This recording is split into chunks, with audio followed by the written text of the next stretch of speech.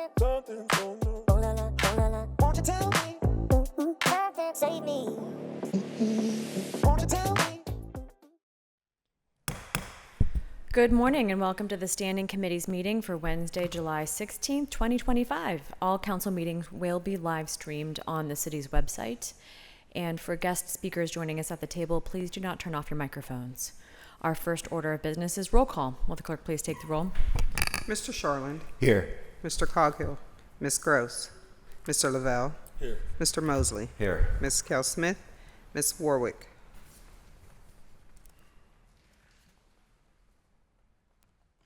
Here. Mr. Wilson. Ms. Strasburger, Chair. Here. 5 members present. Thank you.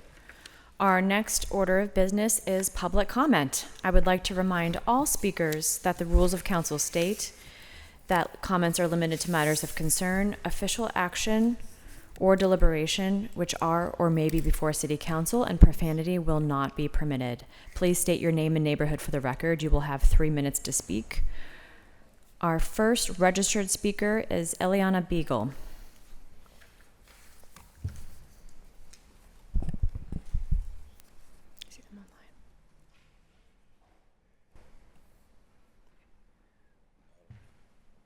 Do not see them online. We will come back to Eliana if they...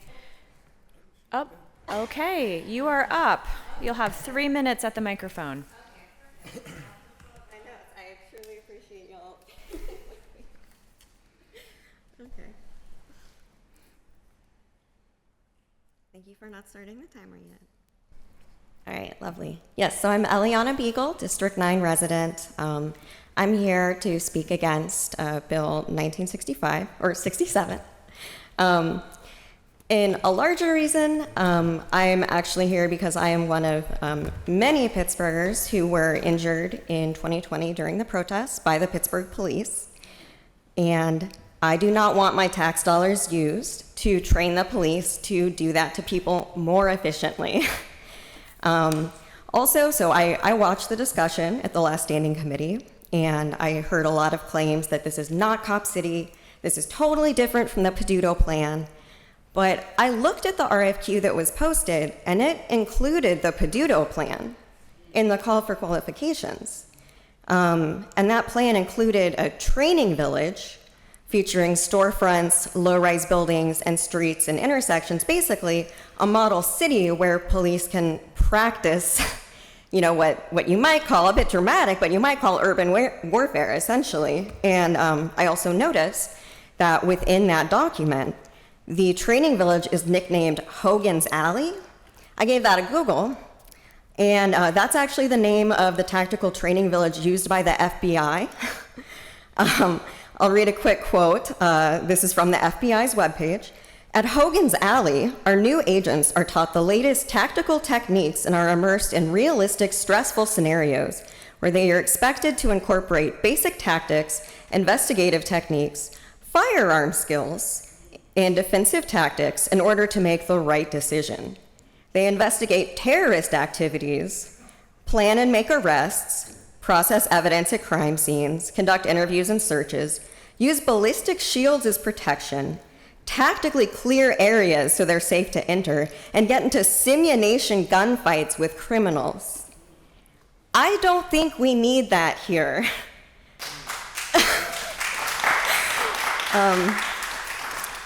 So I guess I just would say, if this plan is truly different, show us the receipts. Yes. At the very, very least, promise us, write it into the contract, write it into this bill, whatever, promise us there will not be a tactical training village where they can practice tear gassing me and my friends.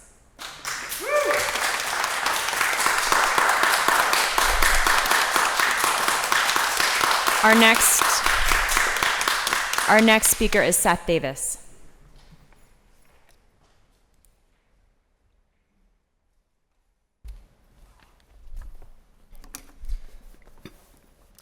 Hello everybody, I'm Seth Davis. I live in Squirrel Hill. I am here to speak in opposition of item number 2025-1967, aka Cop City. I'm going to talk about my concerns with this proposal, starting with its cost, secondly, its inevitable use as a training ground for the police, and thirdly, the backlash that will result. So firstly, the cost. This item allocates $1.8 million to the mere planning of a sprawling 168-acre campus called the Public Safety Training Campus. The actual cost, easily $100 million, $200 million. The most conservative estimate is roughly $90 million.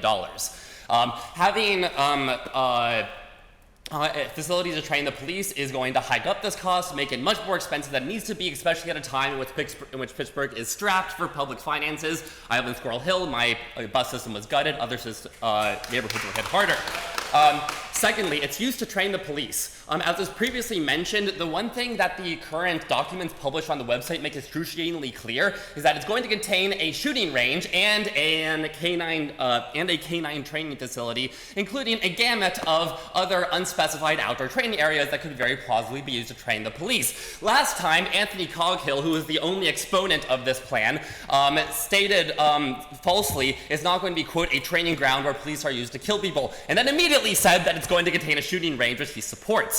He was also bafflingly insistent that expanding police infrastructure in Pittsburgh needs to be a priority of the city, which he gave no evidence for. Currently, the only excess cost for training Pittsburgh's already massive police department is that we rent out a few classrooms in CCAC, a cost which is insignificant compared to the $100 million or $200 million this plan is likely to put in the city budget. This is going to be used to train the police. The plans make it clear anyone who says otherwise is lying. Thirdly, the fact that there are items specifying that this has to be used for police infrastructure is going to meet inevitable backlash by the city of Pittsburgh. As you can see, this item has enormous public opposition. When similar Cop City plans were made in other cities, including Atlanta, Georgia, there were massive demonstrations, massive protests. The construction was delayed for months. The actual cost ended up being multiples of what was planned. If you have any item specifying the development of police infrastructure here in this plan in Cop City, it is likely to plunge Pittsburgh into years of embattled conflict that will cost the city hundreds of millions of dollars and not anything that the city of Pittsburgh wants. Even if for some bureaucratic reason you think that there needs to be some public safety, quote-unquote public safety development on this public safety training campus, the current documents have to be amended to eliminate the plans to build police infrastructure, instead diverting it to EMS and fire training. Vote no on 2025 to 1967. Thank you very much. Our next speaker is Phoebe Cook.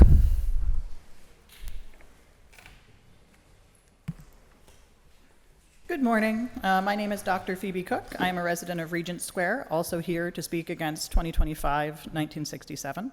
The last time I stood here was during a discussion of how shameful it is that there are not enough beds for homeless members of our community to sleep inside when it is below freezing.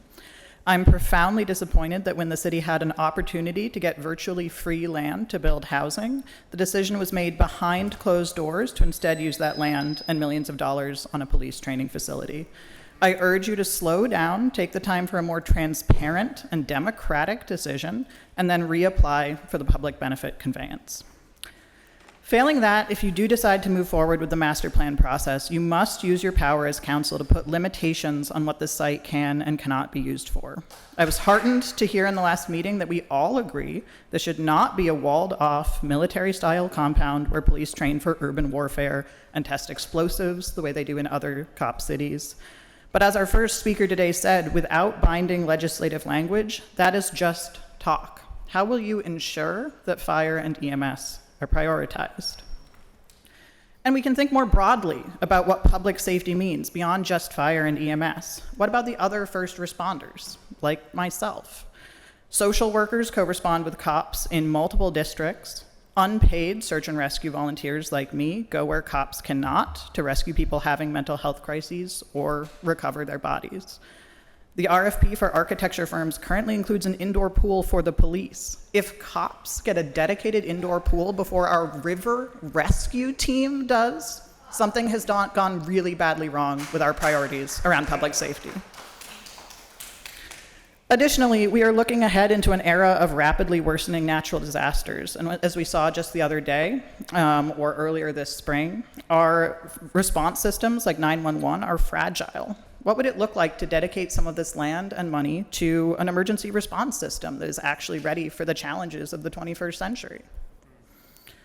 Many of you may be saying that we have to move forward to avoid losing the land. Two thoughts in response to this. First, again, we could simply reapply for the land at the cost of $1. Secondly, as currently written, this resolution will not meet the deadline that we are supposedly rushing to meet. This resolution refers to building a facility within 2 years, which will not meet the deadline. So I believe the resolution must be rewritten. And while you're at it, you could go ahead and think more broadly about what public safety really needs to look like for this city.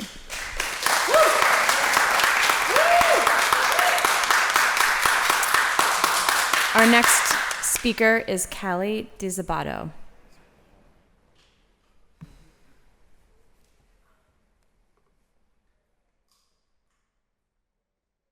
Hi, my name is Callie DiZabato. I'm in Pittsburgh's north side. I live in a particular sliver of the north side that has more Airbnbs than it has neighbors. So it was really lovely to participate in community party this weekend, Tripoli Street and Chestnut. I was excited to see the line item for the dunk tank on today's agenda. I had fun with that personally this weekend. And strengthening community is a profound and powerful way to shape public safety. And I'm always deeply grateful for any spending that prioritizes community over carceral expansion. I'm here today to speak about a different direction of spending Council is considering, Bill 2025-1967. I hope to see you all reject this bill. Mr. Coghill, not here today, my council rep, before I moved to the north side, recently changed his decision about spending nearly $2 million at this stage alone on this, what he formerly called pipe dream. Mr. Coghill was quoted in the Trib saying, "This is not Cop City, this is Fire City, this is EMS City." Forgive me if I'm skeptical, but this very same city government's abject refusal to serve its black population is the very reason that EMS exists at all. We all have EMS because black people, black men in Pittsburgh organized. I understand that there is fear about the federal government reclaiming the property and repurposing it as an ICE detention facility. I'm also deeply concerned about the legal and illegal actions of our federal government, but we're here today to talk about what Pittsburgh, you all, are willing to do now in this moment. Right now, in the exact same city that birthed EMS because the local government refused to provide emergency services to its black communities, 6 years after our most livable city was named one of the worst cities for black women to live in, and just a few short months after we saw the presumptive next mayor allow a virulently racist campaign on his behalf, while our corrupt federal government bloats its military budget, guts our safety nets, and kidnaps our neighbors, right here, together, we have the chance to stop expanding our carceral capacity.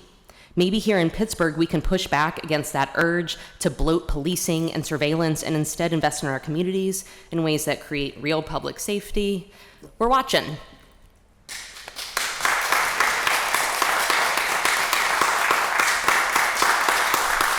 Our next speaker is Melanie Redden.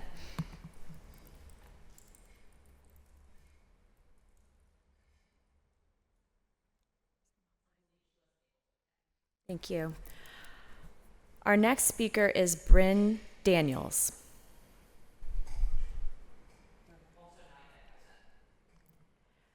Our next speaker is Liz Lynch. Not seeing Liz online. We'll move on to Alexandra Weiner.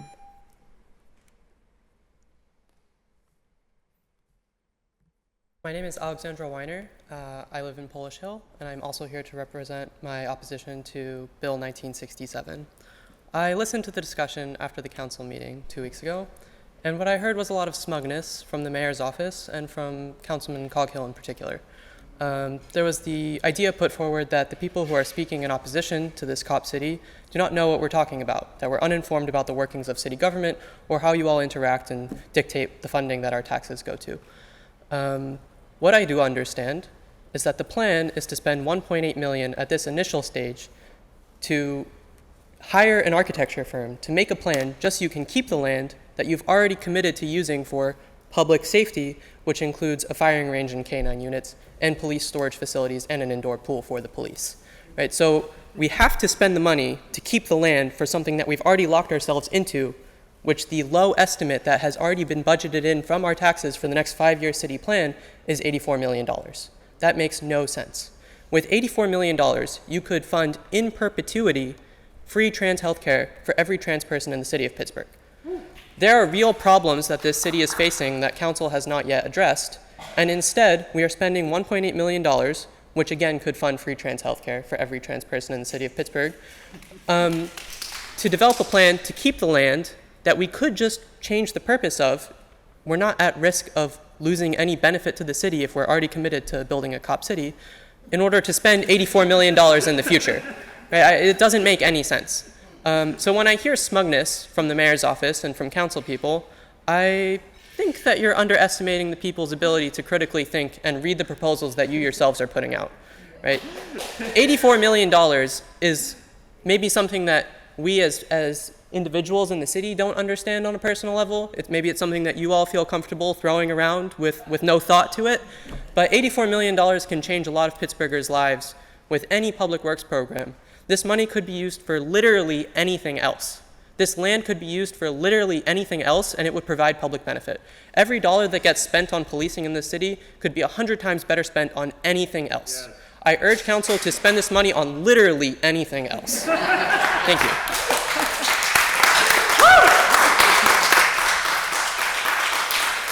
Our next speaker is Fawn Walker Montgomery. Right. So my name is Fawn Walker Montgomery. I was living in the Mon Valley, but my agency serves a lot of people in Pittsburgh. So first, I just want to start by giving you all some names. Jashawn Martin, Jordan Miles, Leon Ford, Ramir Talley. And I know that Ramir Talley didn't happen in the city of Pittsburgh, but what y'all do here empowers these other departments that we go up against on a monthly basis. So and I brought those names up because y'all always use this argument about this is a training facility and we need training, but training doesn't work. It has never worked. If it worked, then I wouldn't have these names. And there wouldn't be more names that I could have added to what I just said. The second thing that I want to point out to you all is, as somebody who was heavily involved in Stop Cop City in Atlanta, we don't need this here. You don't want that kind of blowback. You don't want that kind of pushback. We protested here for about 3 years, from Antoine Rose II to all these other things that occurred. We will do that again. I want to be clear with y'all on that. Y'all don't want what went down in Atlanta to go down up here. Also, I know I've heard that this money has to be used and it has to be used by a certain time. That's on y'all. That's not on us. Y'all know when y'all got the money. And I used to be an elected official. You get money, you know when it comes, what you got to do with it, and what's the timeline. You didn't tell us. I'm always at meetings for the city and community meetings, and why would you not have a community meeting or listening session about these funds? Hey, let's ask the people, what should we do with this money? What do we need to do with these funds? You just sat on it and you waited. And the idea you came up with was a police training facility? No, that's Cop City, and nobody's stupid. We know what that is, y'all.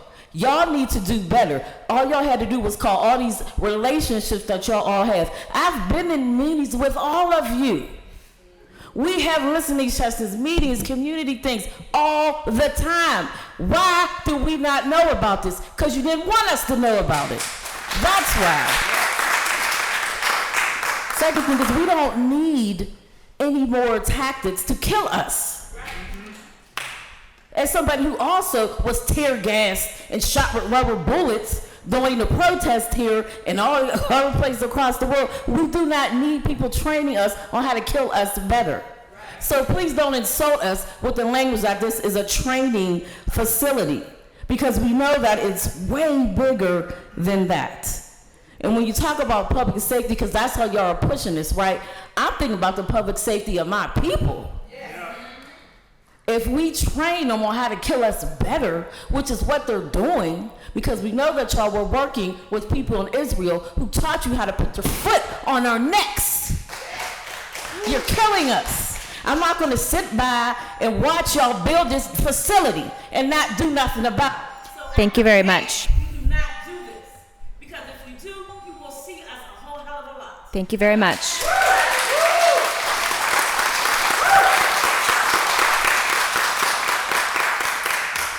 Our next speaker is Daniel Dulaney. Next speaker, online. Hi. Hello. Yeah, hi, Daniel here. Hi, my name is Daniel Delaney. I live in Shadyside. I also want to address the proposed public safety training facility and to urge you all to take a few essential steps. First, as a couple others have already said, I will ask that you please reject any kind of militarized training uses at this facility if it is to go ahead, and instead invest in other forms of public safety. If we give military training to our police, they are more likely to act as a military police. I think we've all seen examples in the past 5 years of people peacefully protesting, including people in this room or giving public comment, people peacefully protesting, exercising a right granted to them in the Constitution, and being met with violence, with law enforcement officers holding riot shields and military-grade weapons. Just in the past week, my sister's been sharing horrifying stories from California of masked, militarized federal law enforcement abducting peaceful, hardworking members of her community that immigrated to this country looking for a better life.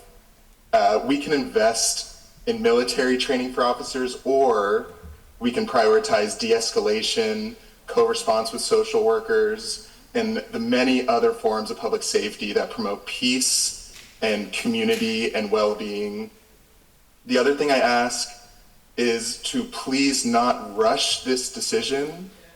The facility is designed for public safety, and therefore the public should be consulted on what actually makes their community safe.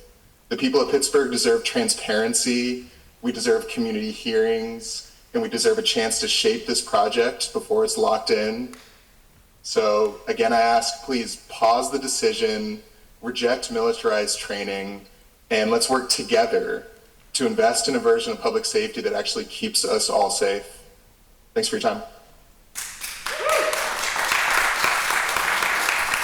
Thank you. Our next speaker is K. Chase Patterson.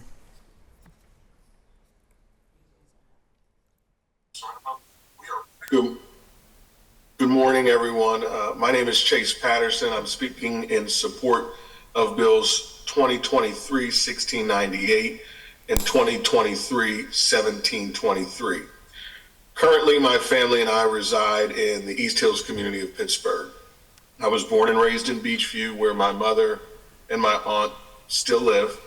I attended Shinley High School and the University of Pittsburgh, and I have lived in Point Breeze, Stanton Heights, Homewood, and Larmer. I am a son of this city. Now, as a professional and a father, I understand why and how families choose neighborhoods. They want good schools, safe and clean streets, and amenities such as grocery stores, nail salons, barbershops, coffee shops, corner stores, and the like. That's why my parents chose Beachview. And in some ways, that's why I decided on East Hills, for its proximity to the amenities that mattered to my family and I. Imagine with me, if you would, for a moment, a Larmer where the streets are lined with trees and filled with life.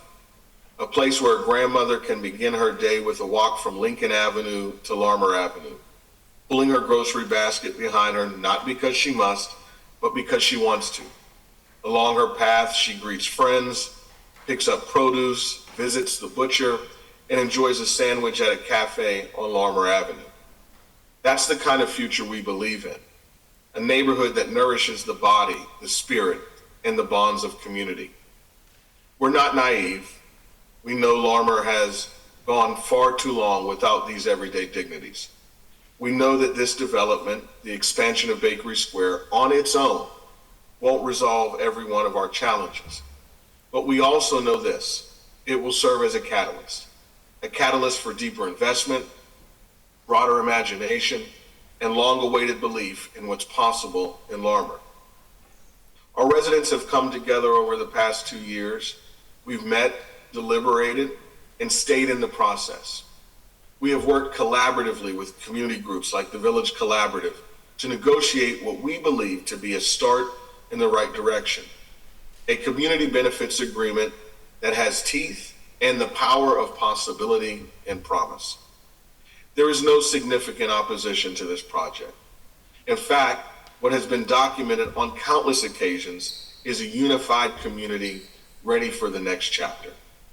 We are asking for your unanimous support, not just for this proposal, but for the message it sends, that Larmer is not forgotten, that Larmer is rising, that our future is rooted in dignity, walkable beauty, and economic opportunity, and that our community has power.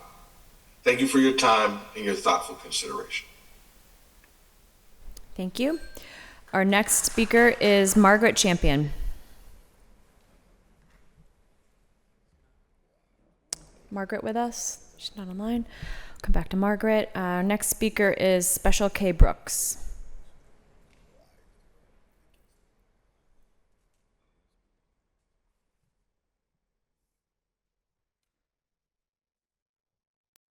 Peace and love and peace. Am I able to be heard? We can hear you. Okay, thank you. My name is Special K. Brooks.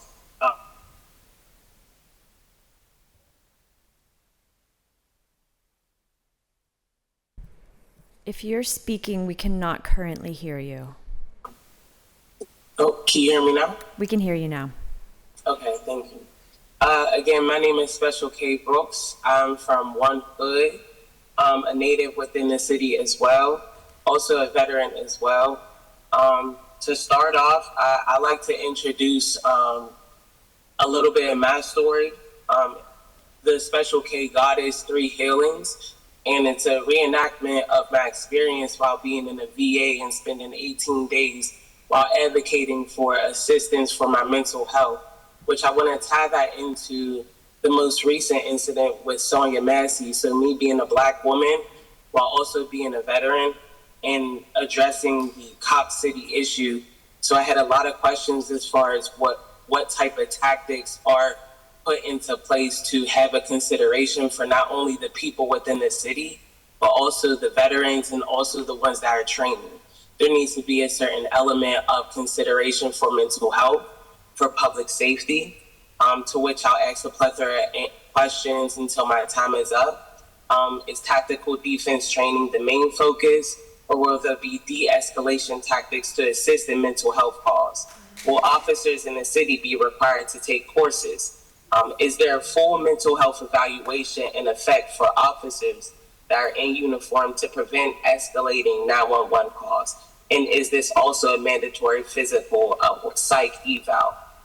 Mandatory community-based officers instead of hiring those unfamiliar officers in the neighborhoods that they're not from, and educating them through community organizations so that they're familiar with the people that's residing there. Requests for a change of weaponry when dealing with public safety matters, such as rubber bullets, so that our first response is not to kill. How often will this training occur? Is this monthly? Is this quarterly?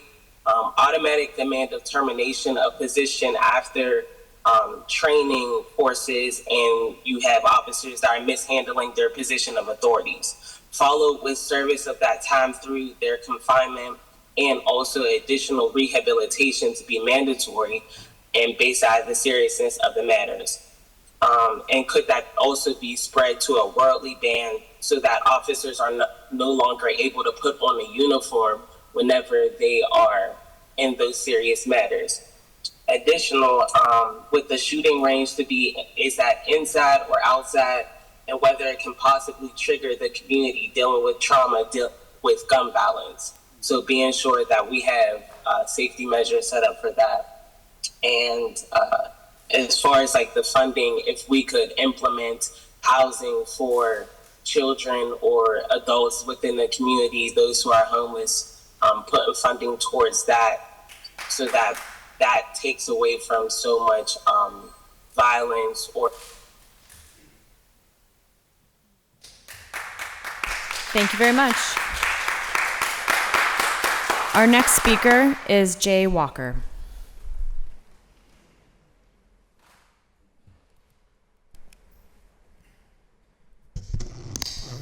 Hi, I'm Jay Walker. I live in Shadyside. I'm going to keep this really short. I'm speaking on 2025-1967. I'm asking City Council not to contract with HDR to develop the master plan. We shouldn't be building this public safety training campus, let alone planning for one. And $1.8 million is a sizable chunk of money that could go to better things, and we shouldn't be planning for something that we don't need. Thank you. Thank you. Our next speaker is Deanna Davis.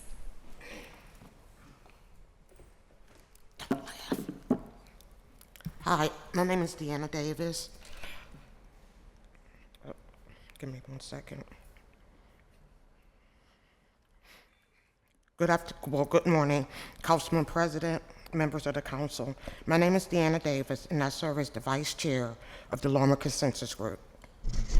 I'm here to speak on behalf of our board of directors in the absence of our chairman, who's actually here today.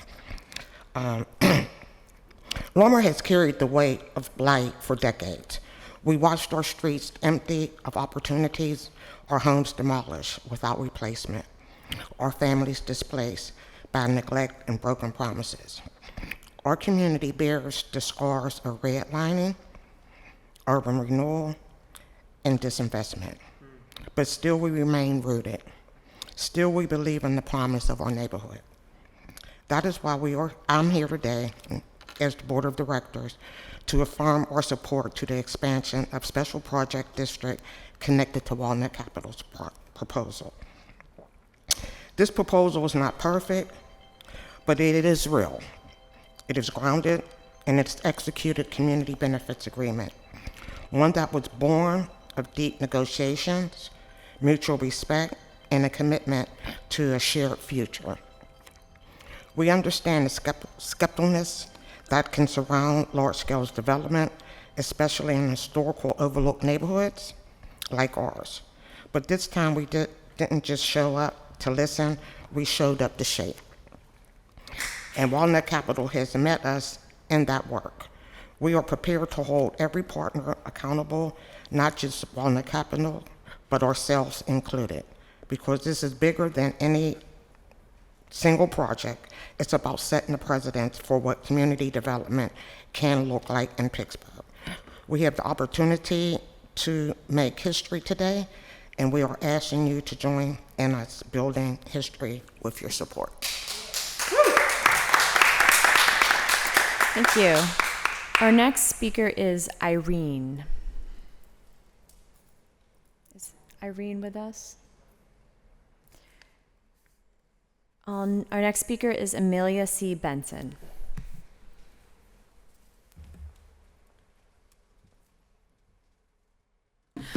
Greetings, members of the council. My name is Amelia Benson. Some of you may already know me, though I may look a little different. Although I am now a resident of Swissvale, I'm here today as a concerned community member to speak in opposition of Bill 2025-1967. I wanted to be here today to strongly encourage the council to reject this measure. An expansive police training facility would be a detriment to our region. We have seen from countless studies coming out of Atlanta that a similar facility and compound of this magnitude is a terrifying detriment to our already over-pollution burdened local environment in this city and furthers the disgusting practice of over-policing and needlessly incarcerating our most vulnerable residents.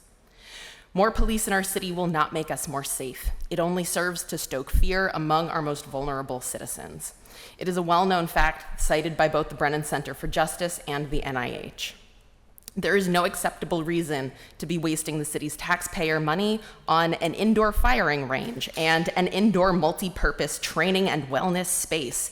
If your cops need an indoor pool, you can use a fraction of this money to buy them a membership to the Y, like the rest of us. It would be a better use of this money for you to invest it in our libraries, our swimming pools, our transit, or our recreation centers.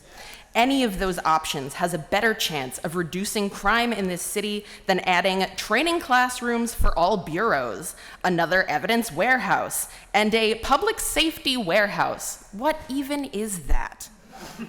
I know some of you professionally, and I want desperately to believe that we have the same vision for the city of Pittsburgh, of a city that is kind, vibrant, inclusive, and endearingly strange. It's the city of Anthrocon, Picklesburgh, and the Vintage Grand Prix auto race. The construction of this massive public safety training facility is not only a vile and disgusting waste of taxpayer money, it is incongruous with any vision of an inclusive city of Pittsburgh where residents feel safe. I urge you to remember that we are watching you.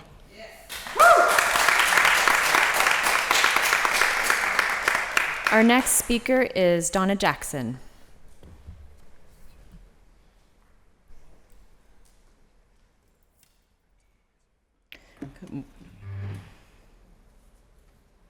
Good morning, Council. Whew. My name is Donna Jackson. I'm Executive Director of the Larmer Consensus Group. I've served on this Larmer Consensus Group for over 25 years. I speak today on behalf of the neighborhood that knows what it means to be overlooked and what it takes to survive. Larmer has weathered decades of blight. Promise made to our community have been often unfulfilled, and trust has been earned slowly, and if at all. That's why our approach to this project has been deliberate, transparent, community-centered. Over the past 3 years, we've engaged in meaningful conversations with Walnut Capital. We didn't rubber stamp a plan. We negotiated a community benefits agreement that outlines concrete commitments and priorities that reflect the voice and values of our residents. Well, yes, we know doubt exists, and that's fair. History has given our community every reason to be cautious, but we also know the progress requires risks and responsibilities. We are prepared to do our part to ensure that what's been promised is delivered.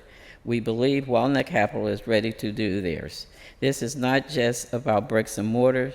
This is about creating jobs, improving public space, and reconnecting the community to opportunities. We are proud of working relationships we've developed with Walnut Capital and other community partners. We have aligned not just in vision, but in accountability, and we need proposal approved. We are not just plead, we are here to partner. Larmer is ready to move forward, and we ask that you stand with us and make this possible. Thank you. And I want to say it's for the Walnut Capital SP District. Thank you. Thank you. Our next registered speaker is David Williamson.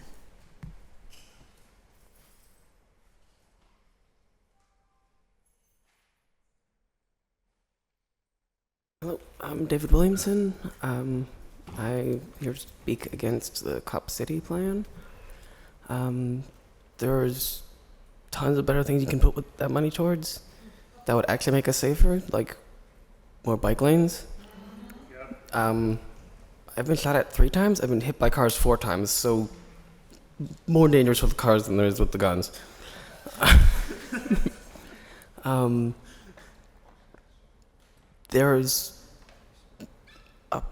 I've also heard some people claim that there isn't a surplus of money in the budget of the city, and so maybe it's just you need to not spend so much money, if that's really the issue. Also, there's lots of better things you can use that space for, as some of the other speakers have mentioned. Or you could just you could sell it back to people who will use it. If you can't think of anything good to put it there, you can sell it to somebody who can. And then that would get more money for the city. That could be spent on more things. And yeah, we don't need more cops. There's more than enough cops already. Yeah, that's all. Thank you. Thank you. Our next speaker is Daniel Patel.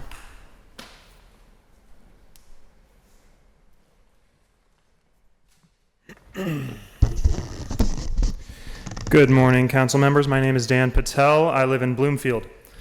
I spoke here 2 weeks ago on the proposed public safety facility. I'm here to speak again on the same. Like last time, I'm here to request that we move forward with city projects that advance the safety and success of all of our city residents. I know I share that interest with all of you, and like last time, I'm here to say that the proposed Cop City project would be a gross and shameful mistake. So is anything different from 2 weeks ago this time? A few things. A horrific new bill is now law across our country, In Allegheny County alone, 25,000 of our neighbors are set to lose access to health care. Across Pennsylvania, 150,000 people are set to lose their food benefits, and now ICE is the most well-funded federal agency, bar none. To quote from Trib Live on Monday, quote, Allegheny County officials are bracing for gaping holes in the county's budget, as federal spending cuts could impact health care, housing, and infrastructure, unquote. Is anything the same? Yes, a lot. The PRT cuts are still barreling down the horizon, with 62% of access services for our elderly and disabled about to go down the drain. And our leaders have still failed to act. Our city is still 11,000 units short on affordable housing, and you, our leaders, have still failed to act. And I am still waiting to hear a single community member come forward and say that this proposal is a priority for them. I spent 3 years as a social worker at Allegheny General Hospital. Every day I met people with serious health issues, new and old, that struggled to keep their life together because the services they needed simply were not there. They and their social connections, if they had them, struggled on the edge of losing it all, of losing their homes, if they had them at all. They were often rightly terrified, and often there was precious little for me to offer them. Council members, what is public safety? What does a city that thrives look like? The federal government's policy is desperation for the poor and domestic terrorism in the name of the law. Those lawmakers do not have to live among the people they represent, and I'm grateful that you all do. I say that public safety starts with a society where everyone's basic needs are met, where no one lives on the razor's edge, where people haven't been betrayed and left for dead by their leaders. When I hear a plan to spend $120 million that is not fully budgeted for, and again, it will be more, and you all have to know that. When I hear a plan to spend hundreds of millions of dollars that we don't have to militarize our police force, while I look around my country and see all that's happening, while I look around my city and see people in desperate situations needing real, brave support through policy, my heart goes dark. My heart tells me that human life has been stricken from your priorities. My heart tells me that this American dystopia is alive in my city too. Council members, we will all see your true colors in this vote. Please prove me wrong. Thank you. Thank you. Our next speaker is Sarah Oberly.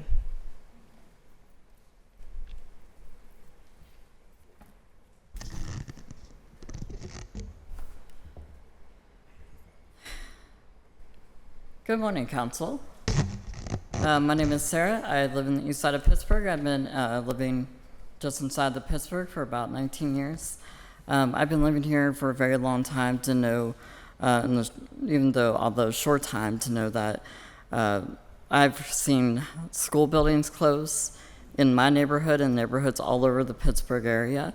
I have seen people lose their homes due to bad infrastructure and city management. I've seen people be pushed due to I do apologize. I've seen transportation get closed. I've seen housing encampments for our houseless population be closed down with no other alternative. And it is incredibly disheartening to hear that we want to budget $1.8 million for the 2025 to 1967 bill when we have people living on the streets. I want to get this point very clear through to each of you. Every morning when you walk into this big building, you cross dozens of Pittsburghers that you represent who are living on the streets. And I know you're very, very well aware of that.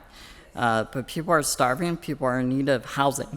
And this bill is only going to breed more violence, it's only going to breed more protests, it's only going to breed more houselessness. I do not see anything good that could come from this bill. And if each one of you can look at your Pittsburghers in the morning, every morning when you walk in through that door, look them in the eye and say, I don't care that you're living on the street. I don't care that you don't have access to health care, to proper housing. If you can do that, then I am deeply ashamed in this administration. I do hope that you reconsider your ideals, your beliefs, your morals, and you come to another decision. And if you don't, know that this will be a very long, arduous, very long, extremely long, and I mean so long. We're gonna stop you every second of the way. We're going to delay your meetings. We're going to protest. We're going to fight you at every step because this is not what Pittsburgh needs. Thank you.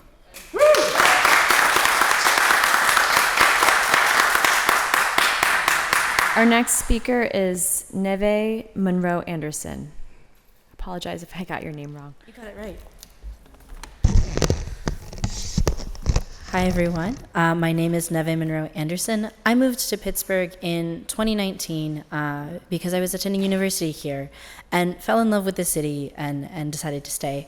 Right now, I live just outside of Pittsburgh in Wilkinsburg, and I'm here today, I guess, because I decided to stay, because I love the city.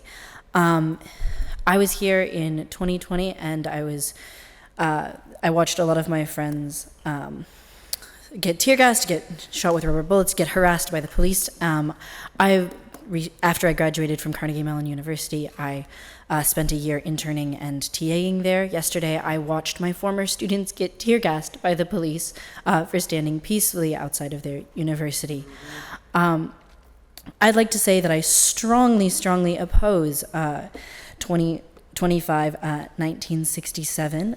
This money could be better spent on so many things. It kept me up last night and this morning thinking about what I could do if I had $1.8 million. I live in a housing cooperative that I founded with some friends because we had a lot of us had experienced homelessness as trans people, and because we wanted to do something about it. I am astounded that you, as a council that is supposed to act on behalf of the people living in Pittsburgh, want to spend all of these people's tax dollars on something which will not increase their public safety and will not increase their quality of life. It has been shown time and time again that giving people resources, right? Food, schools, transportation, those are the things that keep people being able to live in a city. These are the things that keep people from, I don't know, committing crimes, which I frankly haven't seen. Police here in Pittsburgh have never made me feel safe. My friends have made me feel safe. The city makes me feel safe. When I was protesting in 2020, the cops didn't make me safe. The people who were there, who were taking care of me, who offered me water, who offered me masks, who made sure that I was getting home safe, those were the people who kept me safe. I recognize that not all of us might believe that we should have a city without cops, although I think we probably could and we probably should, but we certainly don't need to have a budget that looks the way this budget looks. Take care of people's basic needs, make this city livable for us, and then you can spend the money on something else. But yeah, not this, not here, not in my city. Thank you.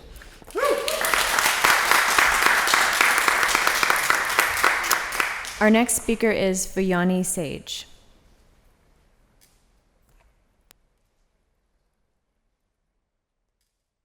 Hello, City Council members. I am here to speak against the bill that everybody else is here to speak against, 1967. I think in an ideal world, the members of the council would reject this bill because it spends a lot of money on something we really don't need. Just the 1.8 million budgeted right now, and the millions budgeted right now, and the hundreds of millions to come for this project, I think make it basically like this is just some sort of sunk cost fallacy that this project continues to be pursued.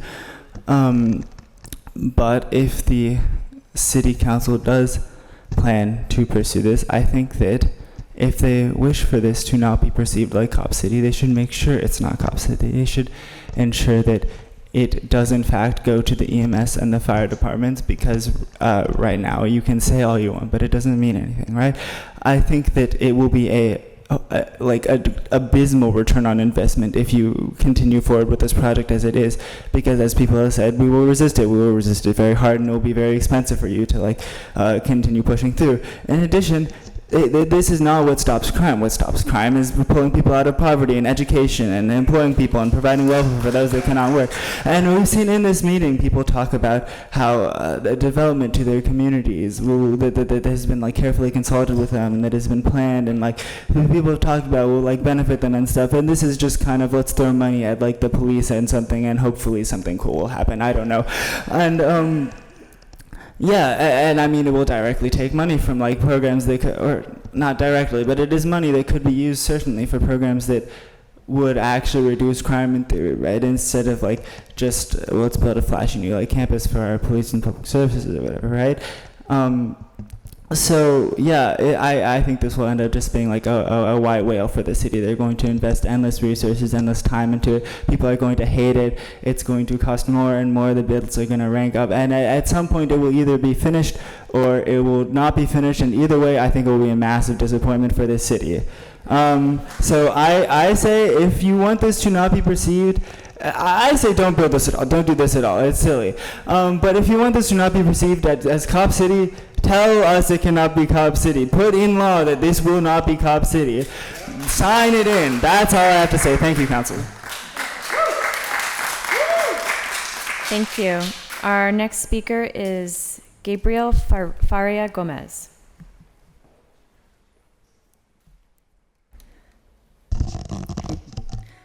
Hello, my name is Gabriel Faria Gomez. I am in the Bloomfield Friendship area. Obviously I'm here to speak out against 2025 1967. And just to kind of get into it, Pittsburgh does not need a $1.8 million investment into public safety and training campuses. On a simple Google search, we've seen the crime rates of Pittsburgh drop by 33% in homicides and 44% in non-fatal gun violence. And we say time and time again that Pittsburgh is a safe city to live in. Then why are we investing this much money into this project? We have already seen the results of taking care of our people and taking care of the Pittsburghers that live here. We need to focus on supporting them, not the police.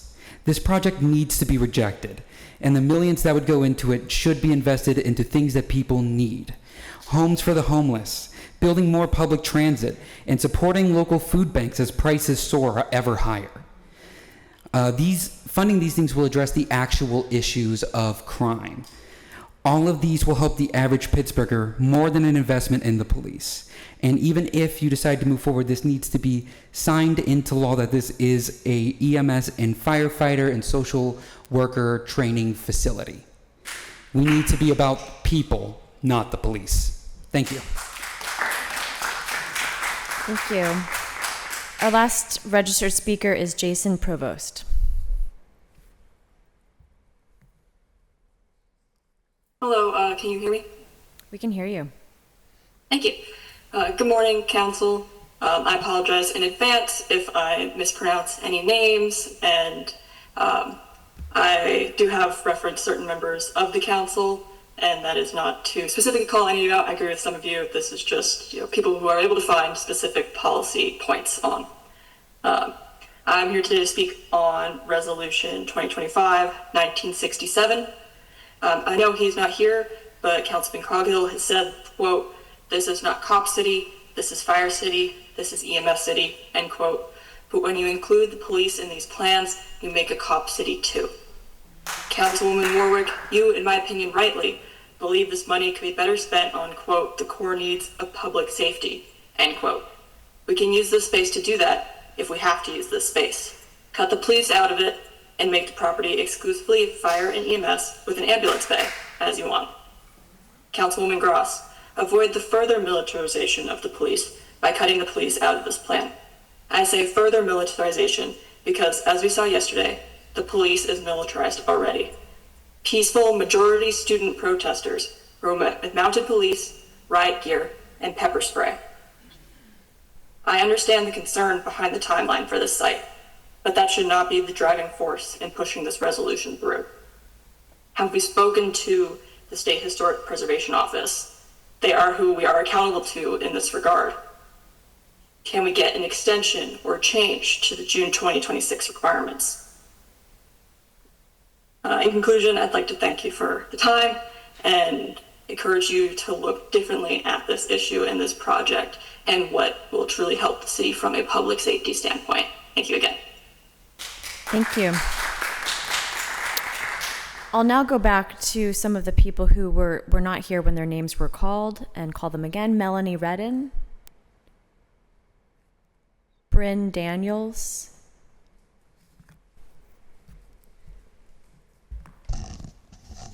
Hi, my name is Bryn Daniels. I'm a proud Beechview resident. I'm here today to urge the council to vote no on 2025-1967. I believe this bill is a gross misappropriation of taxpayer dollars in a period of shredded social safety nets and declining city revenues.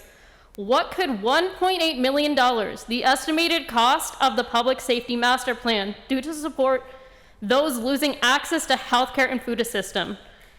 The projected total cost of the project, just a projection, is between $100 and $200 million. How many Pittsburgh residents and projects could be assisted with this money? Just recently, the URA sold, in my neighborhood in Beechview, sold the building to Casa San Jose for development for a community center. That would be a great use of that money. Casa San Jose is doing great work to support immigrants and the Latino community in Pittsburgh. The federal government has not only abandoned us, they are and will be using our tax dollars to terrorize our communities while kicking millions off of Medicaid and SNAP. We need our city's tax dollars supporting schools, feeding the hungry, and investing in clean energy project and infrastructure, not a militarized police force. Pittsburgh has a moral imperative to take a stand against authoritarianism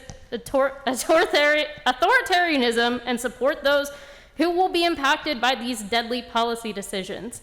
We will fight you if you pass this bill every step of the way. We keep us safe. Thank you. Thank you. Is Liz Lynch here? Let's see. Margaret Champion?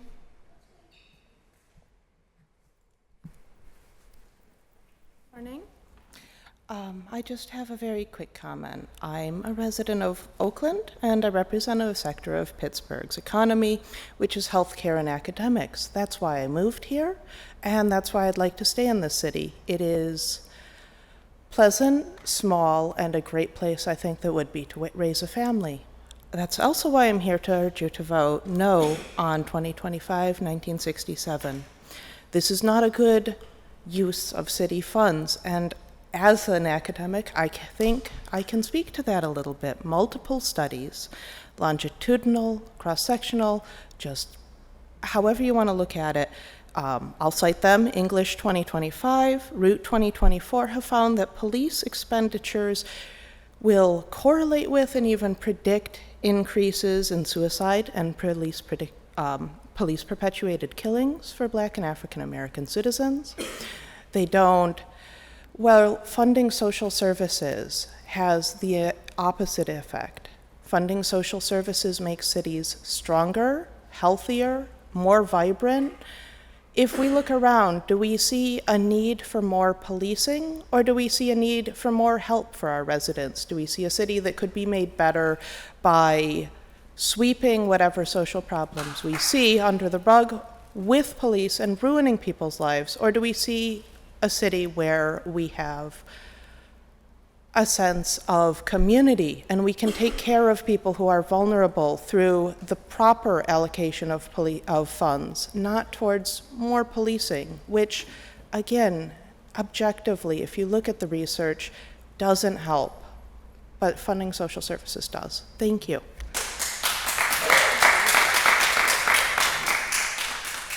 Thank you. Has Irene joined us? Not seeing them. We have exhausted our list of registered speakers. We'll move on to those who have not registered. If there are any speakers who wish to come to the podium, you may do so now. You will have 3 minutes.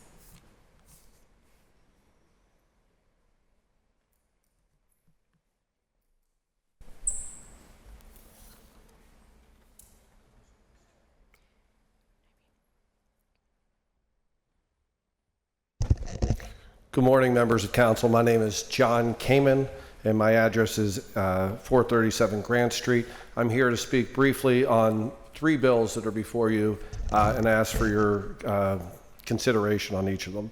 The first, as you've heard this morning, are the 2 companion bills associated with the expansion of the SP9 district at Bakery Square. That's 2023-1698 and 2023-1723. As you heard, we worked as Walnut Capital through a 3-year process with the Larimer Consensus Group, the Village Collaborative, and other neighborhood groups to develop what we think is a one-of-a-kind program that is collaborative in nature, that will deliver community benefits that include on-site and off-site affordable housing, and notably off-site for sale affordable housing.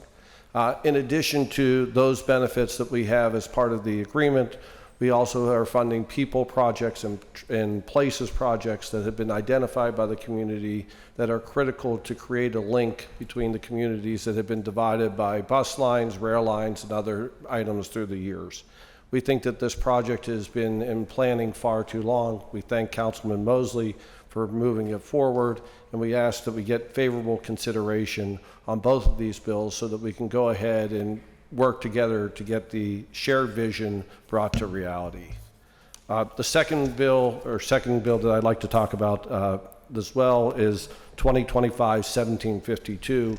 This is the resolution with regard to the historic designation of Donnie's Place.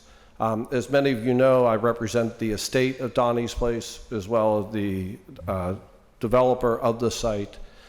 This process has gone on for 6 years, and we ask that you honor the estate's wishes and allow us to go ahead and to build housing, transit-oriented housing that will go ahead and meet a much necessary shortfall of housing need in the community. So thank you for your time and consideration on these various pieces of legislation, and we ask that you go ahead and move favorably on the SP9 district, and we also ask on this Bill 1752 that you honor the Planning Commission's unanimous negative recommendation and go ahead and allow housing to happen so that we can begin to deliver housing for Pittsburgh as it needs it. Thank you. Thank you. Next speaker, please.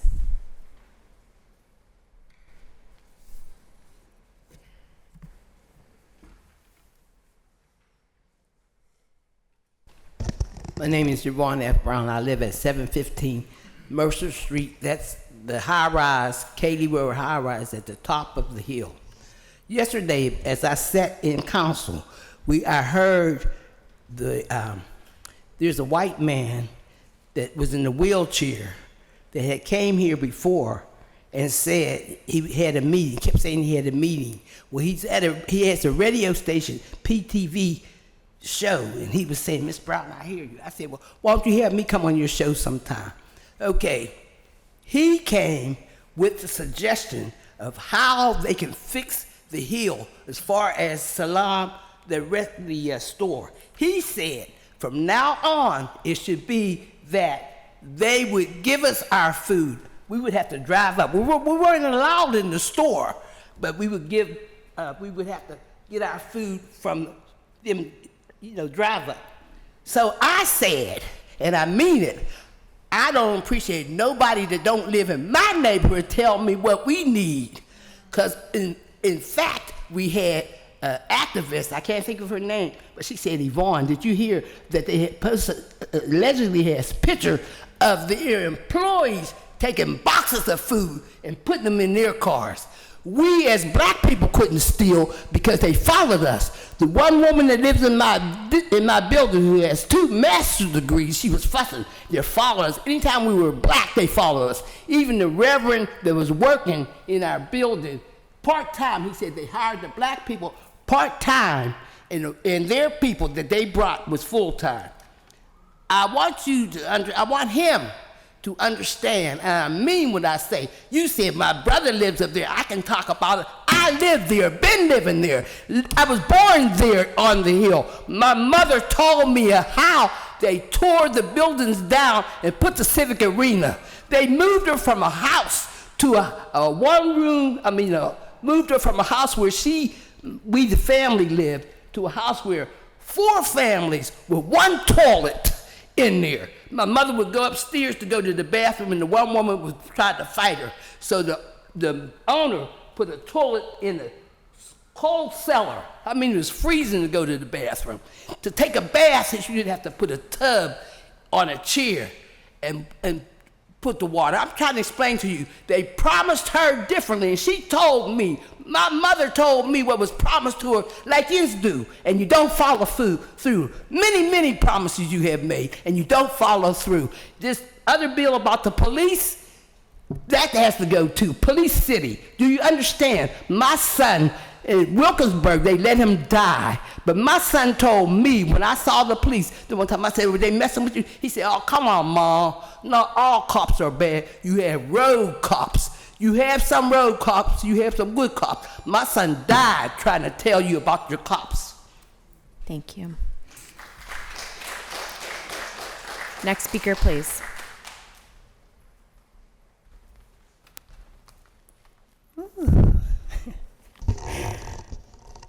I want to have some fun. I want to laugh. We got to laugh. It's just too much, y'all. Ooh, thank you, Lord, for using me as an instrument to do your will, not mine, to shine your light that is within all of us. We all have a light to shine that's within us that he gave us through the Holy Spirit. What is your light? What is it you love? We have to get away from what we hate, what is distracting us from his love that he put in our hearts to share with the world.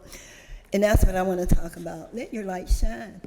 I return to sender all voodoo sent towards me 100 million Googleplex.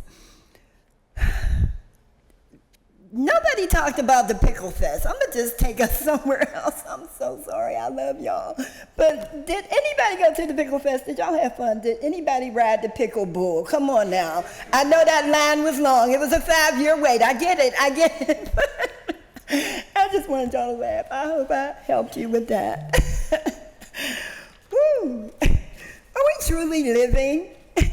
Proverbs 19:23 says, the fear of the Lord leads to life, and whoever has it rests satisfied. He will not be visited by harm. Y'all sleeping in peace, or y'all up worried about this cop city stuff? Y'all worried? Y'all gotta go to sleep. Please, go sleep. Pray, Lord, let me rest. Ask God for rest. Away from this, it's a distraction. I will not be distracted from what he has me doing. I'm going to come right here and do it in Jesus' name. Here's a promise. You promised that the enemy I see today, I will see no more. These people will not be here forever, y'all. I'm so sorry, they will not. I just had to give you a reminder of that. Ooh, Matthew 5:6 says, blessed are those who hunger and thirst for righteousness, for they shall be satisfied.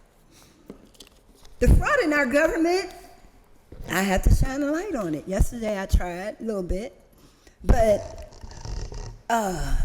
illegal guardianships over people and illegal conservatorships, people coming to court convincing the court that they're taking care of them and they're getting checks in their name from Social Security. That's fraud, you guys. That's my story. Somebody out here is telling people they're taking care of me. God supplies me with all of my needs through his riches and glory in Christ. Nobody else's. That's why I'm standing here, looking the way I do. Homeless. You guys, look at homeless. Look at it. This God right here. Stand on his promises. If he promised to supply you with all of your needs through his riches and glory in Christ, stand on it, and he will. If you don't, he will not. In Jesus' name. Thank you. I love y'all. Amen. Thank you. Next speaker, please. If everyone lit just one little candle, what a bright world this would be. Hi, my name is Reggie Howes. I'm a 80-year resident of the Hill District. I'm an athlete. I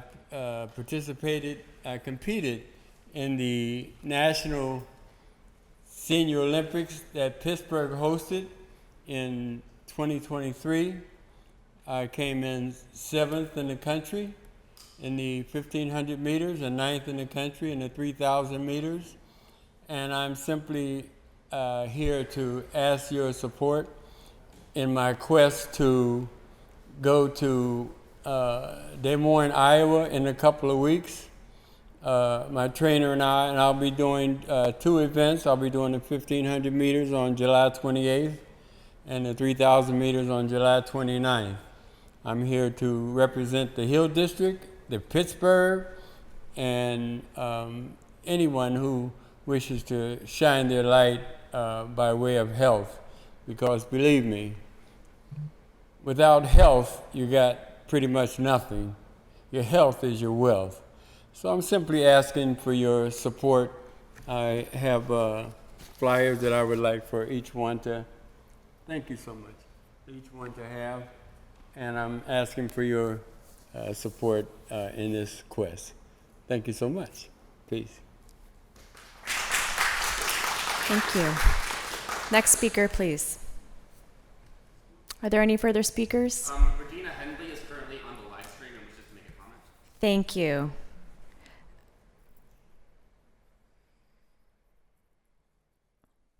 Are we able to?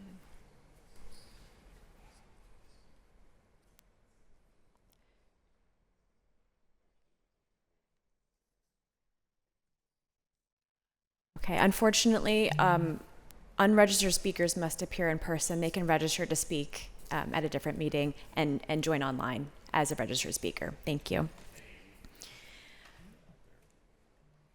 We will now move on to our standing committee's agenda. Our first committee is the Finance and Law Committee, and our new paper is Bill 2002. Bill 2002, Resolution amending Resolution number 119 of 2024, which authorized the mayor and the city solicitor on behalf of the city of Pittsburgh to enter into a professional consultation services agreement with Albert Risk Management Consultants for insurance consulting services by updating the legal vendor name to Artex Risk Solutions and to extend the term of the agreement by 1 year at no additional cost to the city. Motion to approve. Second. Discussion? Seeing none, all those in favor of Bill 2002, please indicate by saying aye. Aye. Aye. Affirmative recommendation. Abstain. Bill Abstain. One abstention. So noted. Bill 2005.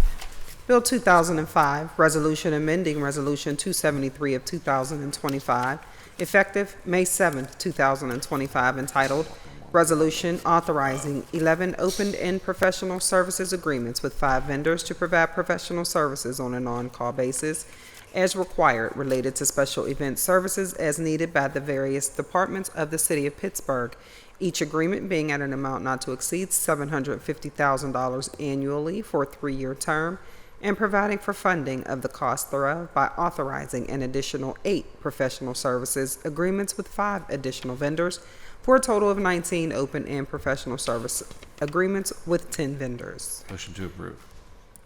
Second. Discussion? Discussion? Councilwoman Cale Smith. Yeah, do we have a list of the vendors? Thank you.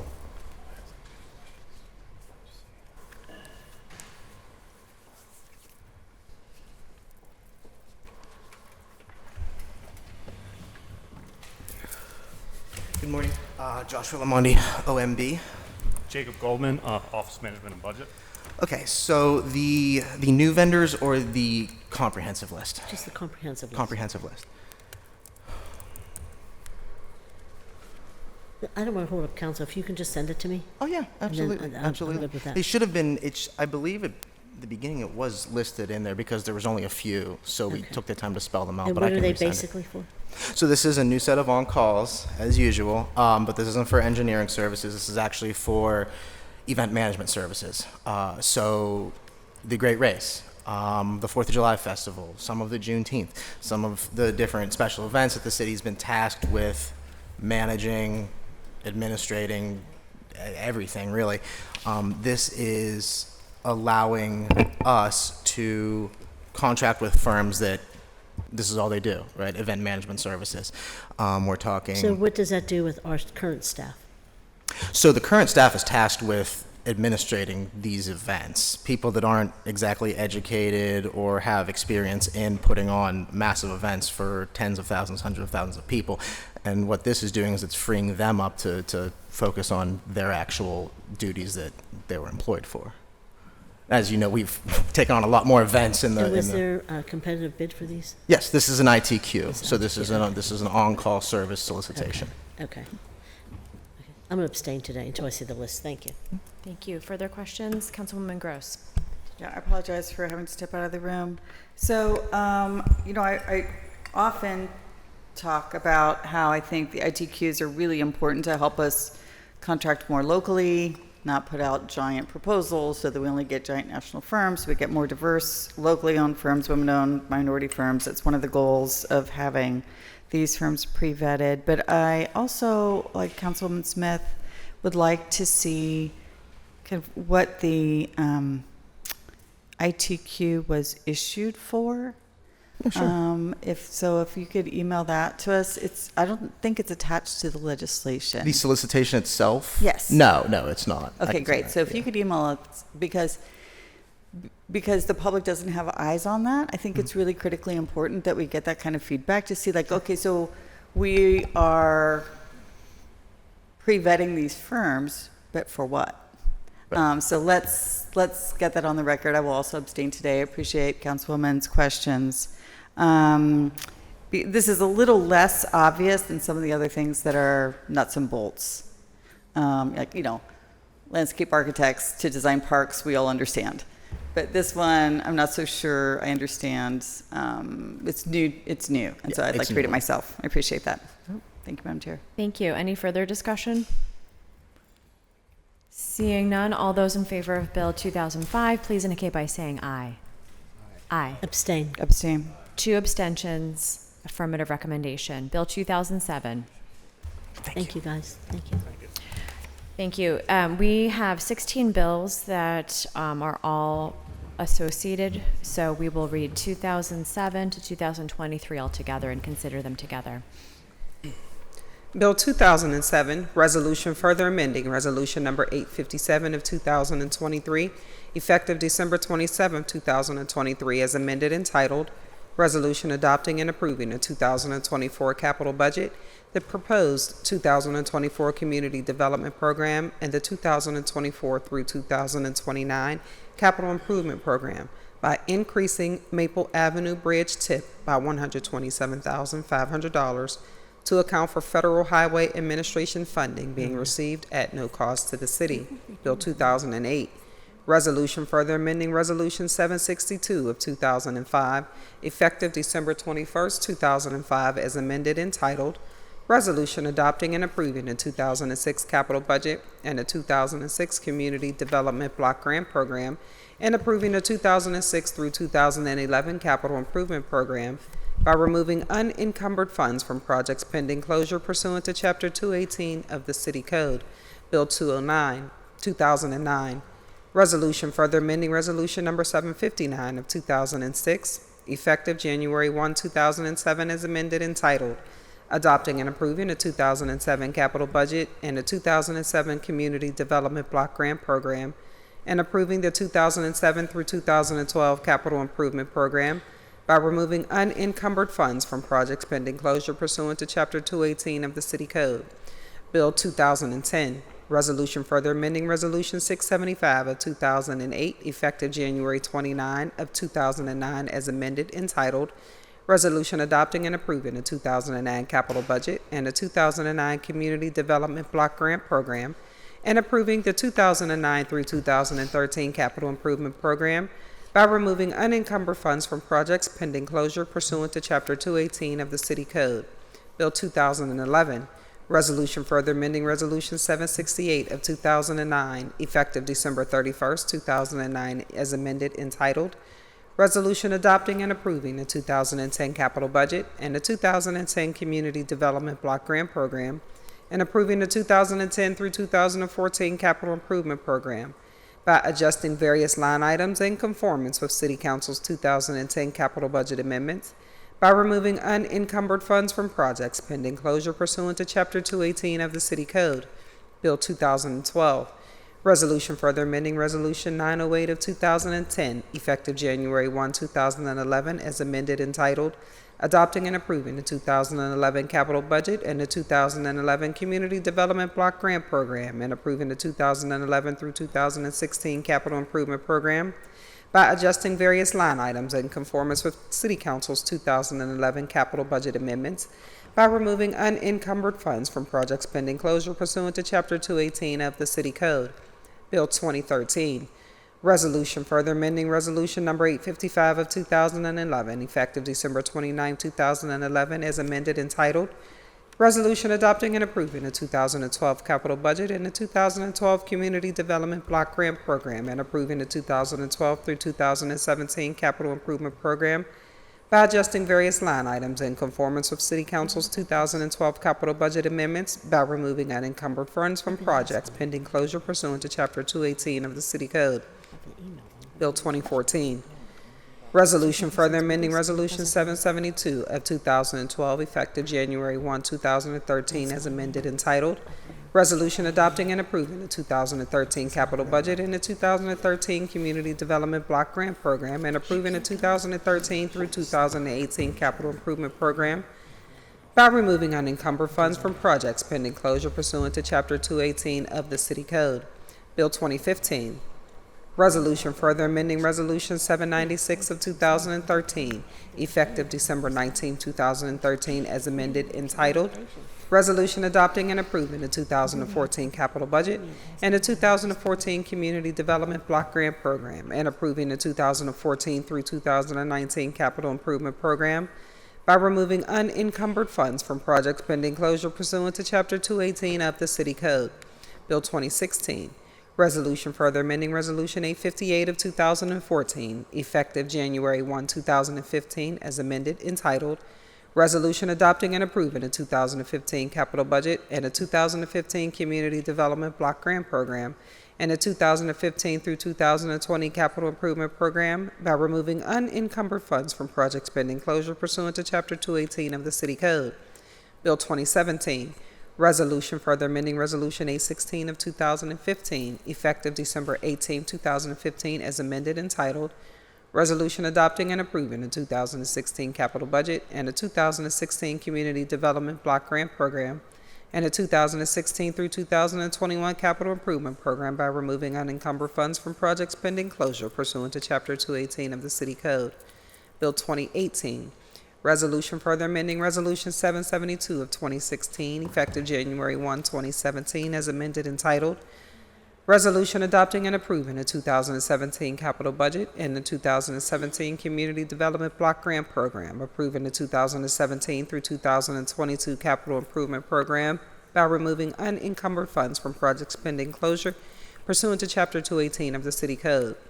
Bill 2019, Resolution further amending Resolution 797 of 2017, as amended, effective December 28, 2017, as amended, entitled Resolution Adopting and Approving the 2018 Capital Budget and the 2018 Community Development Block Grant Program and the 2018 through 2023 Capital Improvement Program, by removing unencumbered funds from projects pending closure pursuant to Chapter 218 of the City Code. Bill 2020, Resolution further amending Resolution 863 of 2018, effective January 1, 2019, as amended, entitled Resolution Adopting and Approving the 2019 Capital Budget and the 2019 Community Development Block Grant Program and the 2019 through 2024 Capital Improvement Program, by removing unencumbered funds from projects pending closure pursuant to Chapter 218 of the City Code. Bill 2021, Resolution further amending Resolution number 647 of 2020, effective December 23, 2020, entitled Resolution Adopting and Approving the 2021 Capital Budget and the 2021 Community Development Block Grant Program and the 2021 through 2026 Capital Improvement Program, by reappropriating and reallocating funds closed due to the requirements of Chapter 218 of the City Code. Bill 2022, Resolution further amending Resolution 857 of 2023, effective December 27, 2023, as amended, entitled Resolution adopting and approving the 2024 capital budget, the proposed 2024 community development program, and the 2024 through 2029 capital improvement program by removing unencumbered funds from projects pending closure pursuant to Chapter 218 of the City Code. Bill 2023.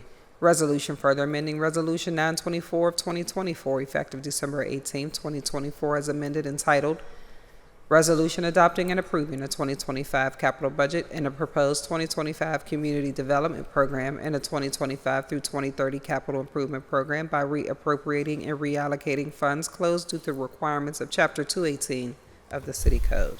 Thank you, Madam Clerk. So Bill 2007 actually is a separate bill, so we will take that and consider that and vote on that separately and then consider the other bills, controller's closed bills. So relative to Bill 2007, is there any discussion? Seeing none, all those in favor of Bill 2007, please indicate by saying aye. Aye. Aye. Affirmative recommendation. Now we move on to the other bills that were read together. Again, these are controller's closed bills. Generally, they can be divided up into two buckets: bills that amend the budget to clear old funds and bills that reappropriate and reallocate old funds. We do have several people here today that can speak to this. Our council budget director, Peter McDevitt, has also put together an easy to understand chart, and I will open it up to questions from council members. Not sure they're going to Is there a motion on bills Motion 2008? to approve. Second. Second. Discussion? Discussion, please. Councilwoman Gross. Thank you. May we have our budget office and the administration members up to the table?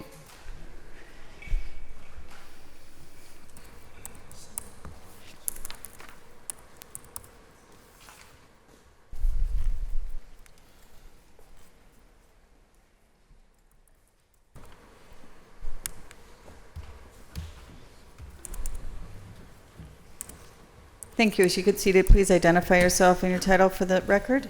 Sure. Patrick Cornell, Chief Financial Officer, Office of Management and Budget. David Hutchinson, Assistant Director for Capital and Asset Management, Office of Management and Budget. Brendan Katikia, Capital Budget Manager, Office of Management and Budget. Pete McDevitt, Council Budget Director. Thank you. Appreciate it. I'm just going to say these are a lot of bills all at once. We know that these sweeps regularly happen.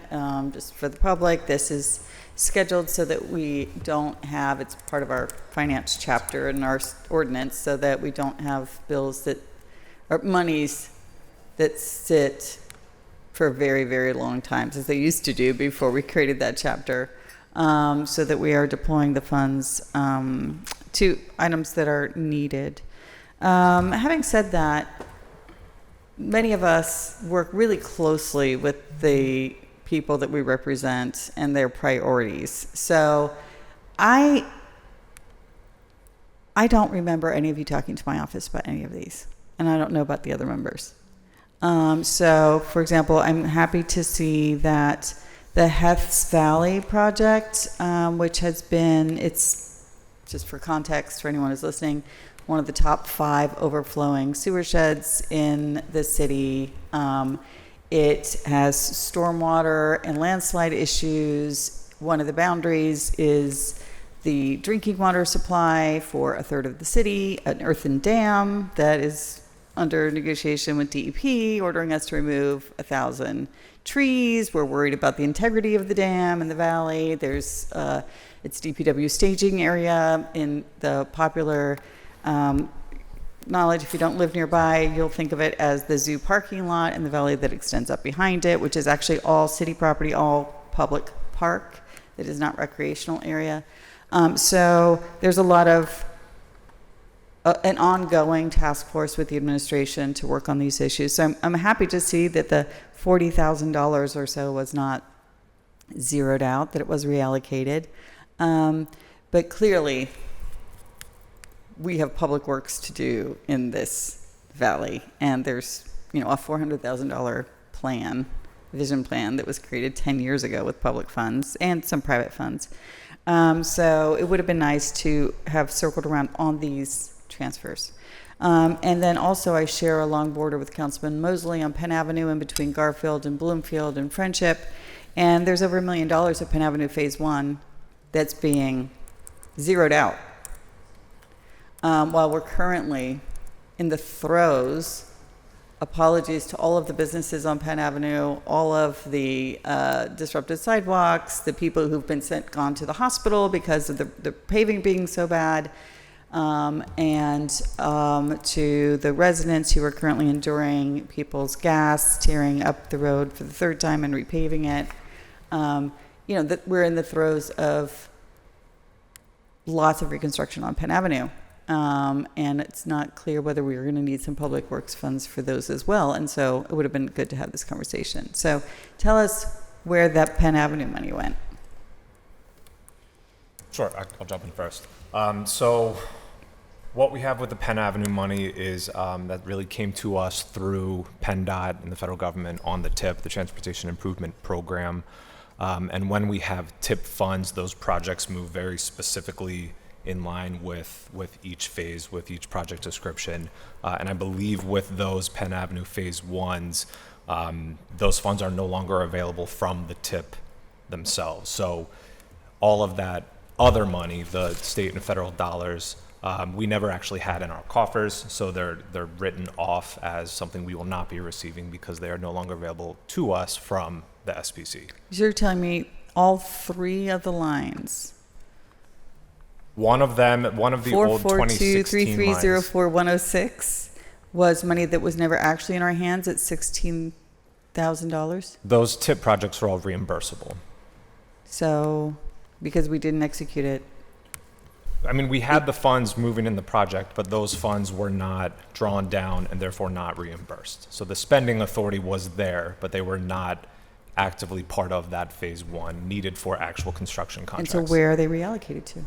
The TIP money, we do not get to reallocate. The SPC gets to reallocate those. If there were local funds tied in with that, there is a small amount that will then be drawn back and reallocated. Is that not on this chart? That, I believe that is on this chart. Okay, so there are three budget lines.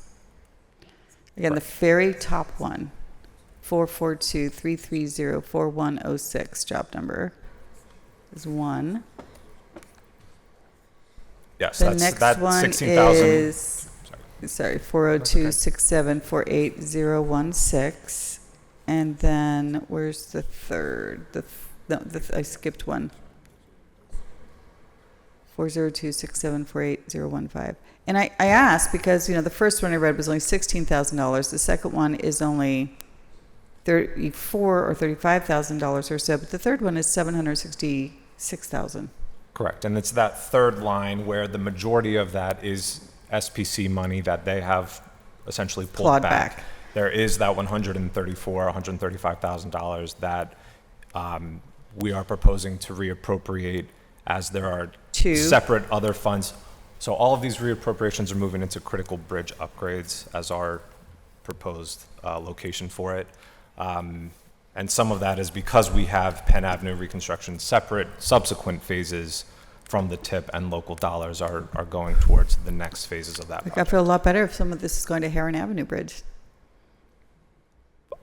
Can anyone confirm that?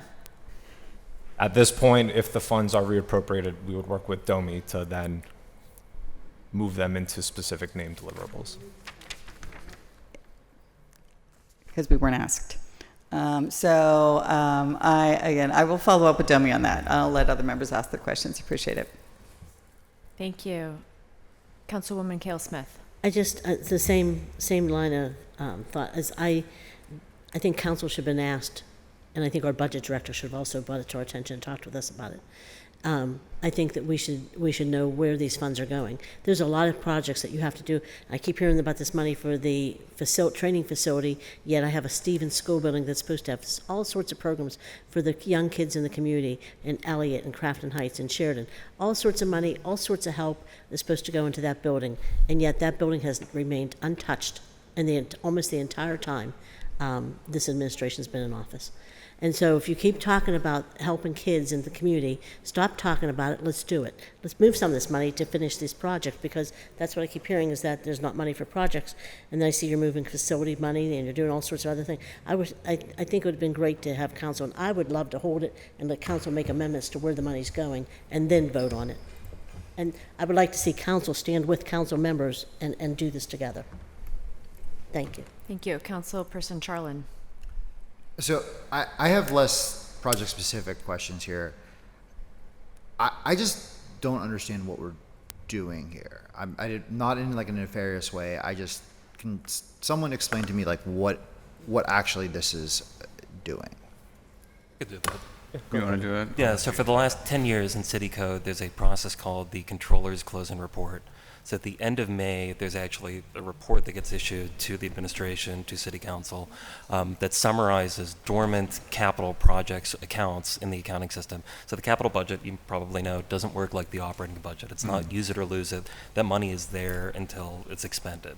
So the criteria that dormant is evaluated using are job numbers where there's been inactivity for 3 years or longer, job numbers where there's $1,000 left in inactivity for a year at least, so maybe something came in under budget and there's $800 left over, or job numbers that were included as part of this process the previous year and are still inactive the following year. So there's the report, that's part one, and then part two is the legislation, which is this package. So it's an annual process, and again, this is the 10th year that we've gone through this process. But that's generally the summary of how this works. So we have money that's still in accounts that, for one reason or another, either the project's finished and there's an overage, or maybe we're not moving on the project, or whatever it might be. For any number of issues. And this is the legislation that frees that money back up? Freeing it up is maybe not the right way to think about it. It's more aligning the money that we have on the books still with what our current needs are.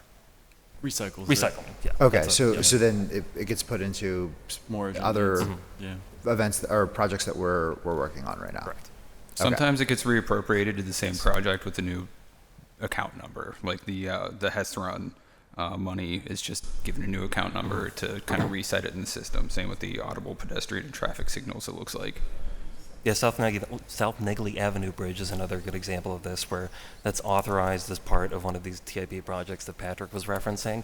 So that's just that we're not ready to actually sign the contract yet with PennDOT, but we know that we still need the money, even though it's running years behind when we've actually budgeted the funding. So we'll continue recycling that until it's actually spent. So like I see like the Southside Signals is on here, and so there was 83,000 left in that account. Is that right? Yes. And that project's finished, so we're... And that was an entirely federally funded project, so like Patrick was explaining, that's reimbursable. So we actually can't redirect that money somewhere else. If we spent it, we'd just be shorting ourselves by $83,000. Gotcha. And how about the bike share? The bike share, let me pull up my record. That's the same. I forget what federal grant program that exactly was paid for by, but similarly, it's a grant, it was reimbursable. The amount that's left over in that job number can't be used for something else. Could it still be used for more bike? I mean, could we? No? No, because the grant's expired. Okay. Yeah. Gotcha. Okay. Well, this is helpful to know.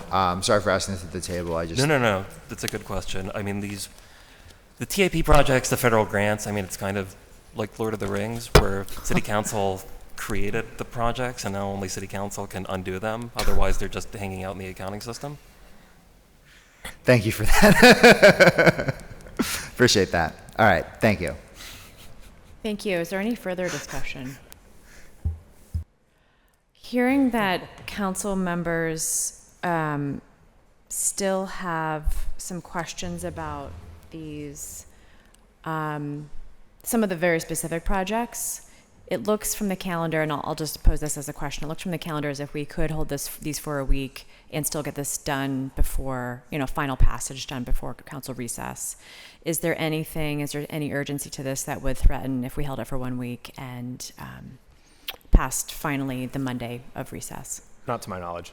Okay. I'm posing that to council as a consideration. I'll follow the council's will. Madam Chair. Councilperson Warwick. Yeah, apologies. I just had a quick comment. I mean, and thank you, Councilman Charlin, for noting that item about the bike share, but it kind of raises. So this really does, I have to agree with Councilwoman Smith and Gross that this feels like something we should see ahead of time, especially if there are projects in our district or something. Again, and apologies that I'm not in chambers today, so I don't have the list in front of me, so I don't see the numbers. But you know, the idea that we had a grant for bike share and didn't use it, even like, you know, $1 of it, is very frustrating, right? Like, these are things that, you know, especially grant money. So it would be nice to know when, I mean, I've talked about grants before, and we do have the grants list that comes to us about grants that we are applying to, that, you know, that comes to us every week, which I find very useful. But again, like, to know that there are grants out there that we have gotten and we are not able to use it all, and then we're giving it back, that feels like something, I don't know, maybe that's something that we can talk about, that we're losing money that we have won because we weren't able to fulfill. I mean, bike share is something that I'm particularly, you know, a particular fan of. So, you know, that especially jumps out. But anyway, I would also appreciate that for a hold and to be able to look at this information in more detail next week, if we could get this list that's at the table emailed as well. Thank you. Thank you. The motion on the table is a motion to approve. It's the will of the body. I'll motion to hold 1 week. Second. Thank you. All those in favor of a discussion on the 1 week hold? All those in favor of a 1 week hold on bills 2008 to 2023, please indicate by saying aye. Aye. Aye. Aye. Bill will be held. Thank you all. That moves us on to invoices. Is there a motion on invoices? So moved. Second. Discussion? Seeing none, all those in favor of invoices, please indicate by saying aye. Aye. Aye. Affirmative recommendation, or invoices are approved. Madam Chair, I'd just like to make a clarification. I said that nothing was done for the Stevens School Building. I just went back and asked the director. There has been some work done, but it's just still not complete. So I just want to make sure I say something. That moves us on to P cards. Is there a motion on P cards? So moved. Second. Discussion? Seeing none, all those in favor of P cards, please indicate by saying aye. Aye. P cards are approved. Moves us on to Public Works and Infrastructure Committee, chaired by Councilwoman Warwick.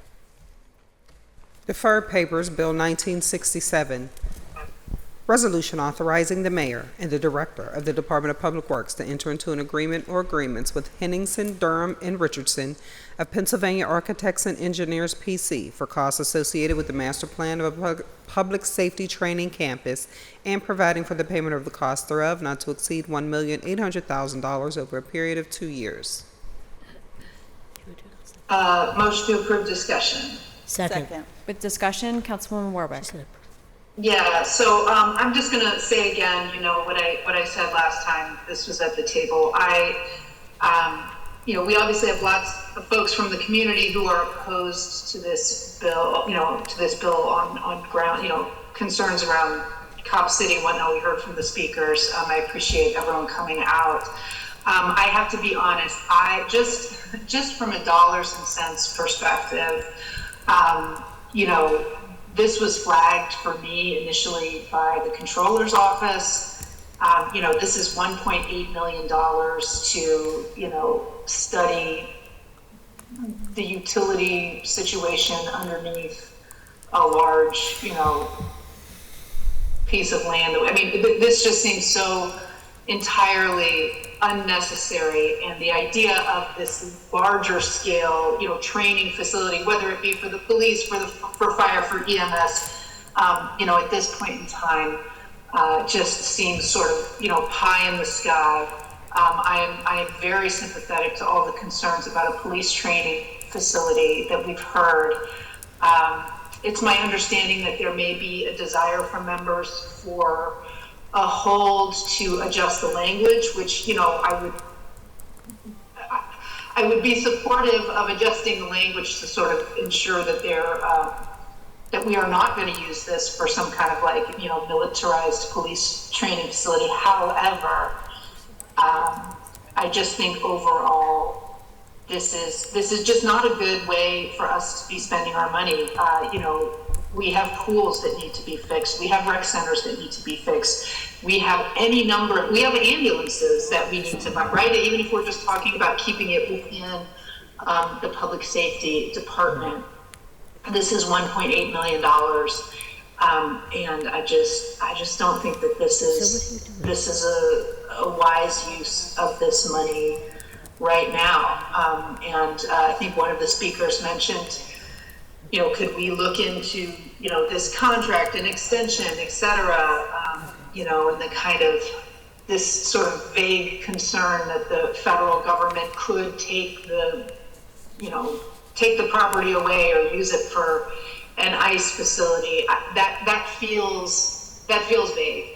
And that feels like an excuse.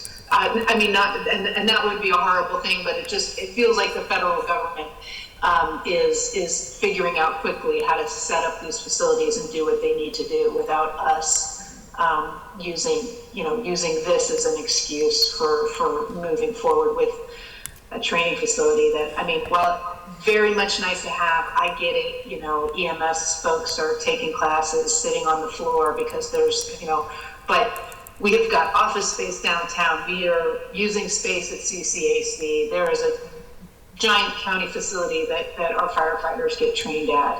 I don't know, this just doesn't feel like a smart move at this time. So anyway, that's all from me. Thank you. Thank you. I have Councilwoman Gross followed by Councilman Mosley. Thank you, appreciate it. So 2 weeks ago, I motioned for the hold on this. I think actually Councilman Coghill motioned for the hold, but I asked for the hold so that we could do more due diligence. My staff and staff before my current staff have been working on this since it first came to the table, I think in 2017. When the Peduto administration, this is all in public records, you know, wrote the letter to the Department of Justice asking for this property as public conveyance from the federal government to be a public safety training facility and emergency response. There would have been a different process to apply for it to be housing. You would have had to write that letter as mayor to HUD. And this is all, I've read it several times into the record, and I'll read it again, and I'm happy to share. We're preparing a folder with all of the documents to make it more readily available that we've shared with the public. It'll be open to the public, so you can see the lease yourself. You can see this contract with the Department of Justice, who has the restrictive covenants that prevent, we can't give it away. You know, the Trump administration would just take it back, which is unfortunate. So we've been researching just in the last 2 weeks. Again, we've been following these public safety training facilities nationwide to our best of our ability since before Atlanta started their conversation. And this past week, I talked to a public defender in Atlanta who's been fighting Cop City there, and connected them to some citizen volunteers who are doing work to do co-governance on this to try to figure out what is possible at this site that would not be a cop city. And then how do we do that? Like the nuts and bolts of how do we do that? How do we include the de-escalation training? How do we include social workers? How do we include public access, right, to the facility? So we're working through those nuts and bolts. So I've talked to members a little bit. I haven't been able to bring everyone up to date. It's been a busy 2 weeks for us at council, but I'm absolutely happy to do that. I have my staff preparing a memo to try to bring everybody up to date on the things that we found out in the last 2 weeks. One of the things I mentioned 2 weeks ago was that my staff, again, really want to give them a shout out here, had found a list of 80 of these around the country. And so we're looking at what they look like in other cities. They're not all like Atlanta. So this, I said, what's the smallest and what's the biggest? And the smallest one is like a 25,000 square foot, kind of looks like a manufactured building. It's as big as a really big restaurant. So that's the smallest. The biggest one is 800 acres. It's a state facility in Tennessee, and it houses not just training, but it houses for deployment state police and federal law enforcement, ICE.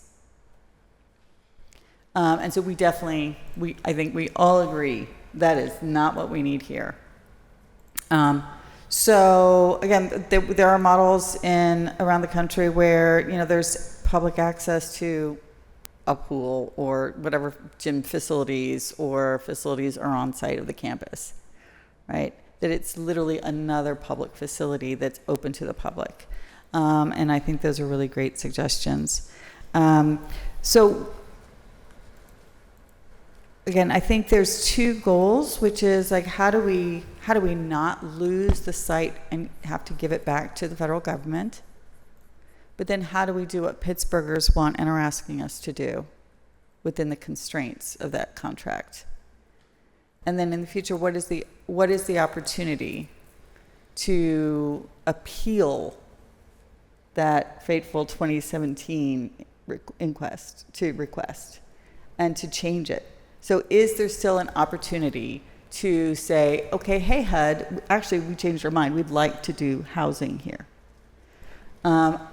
We don't have the answer to that right now, right? So I'm gonna share with you, and I think this is the fourth time I've done this into the record, that the General Services Administration of the federal government has it's listed on the website, and mine just comes up as like gsa.gov, surplus real property available for public use. This is the public conveyance. And there are 11 or so different things that cities can buy federal property for dollars. Public health or educational uses. Again, the last administration didn't appeal to that. That's under a specific congressional act, and you would have to write your letter to a different federal agency. Public parks or public recreational areas, historic monuments, homelessness assistance, correctional institutions, port facilities, highways, wildlife conservation, self-help housing, which I always like to point out is actually citizens building their own housing,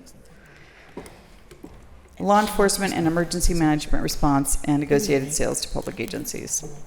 So again, in 2017, the mayor wrote the letter to the Department of Justice asking for the public conveyance for this to be a public safety training facility. And so that is the contract that we're currently under. And so one of the things that we found in the last 2 weeks that we didn't know 2 weeks ago when we discussed this, and I want to give a shout out to my staffer, Sam Spearing, is that the company that's listed here to do the master planning,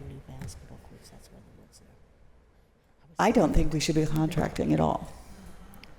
They are one of the largest engineering companies in the world, but they have developed their own division for counterintelligence and surveilling citizens.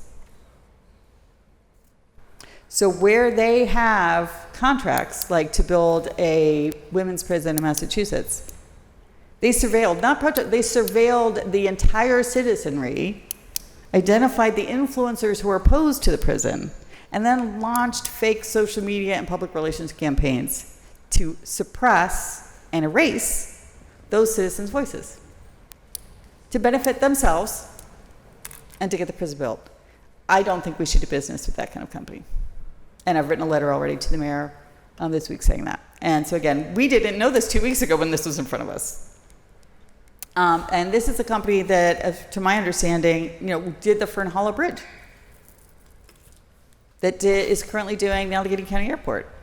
And this is as much as I know right now. So we're still digging in. I've had a chance to talk to the administration and some members here, and so we need more time to do better homework. we don't know everything.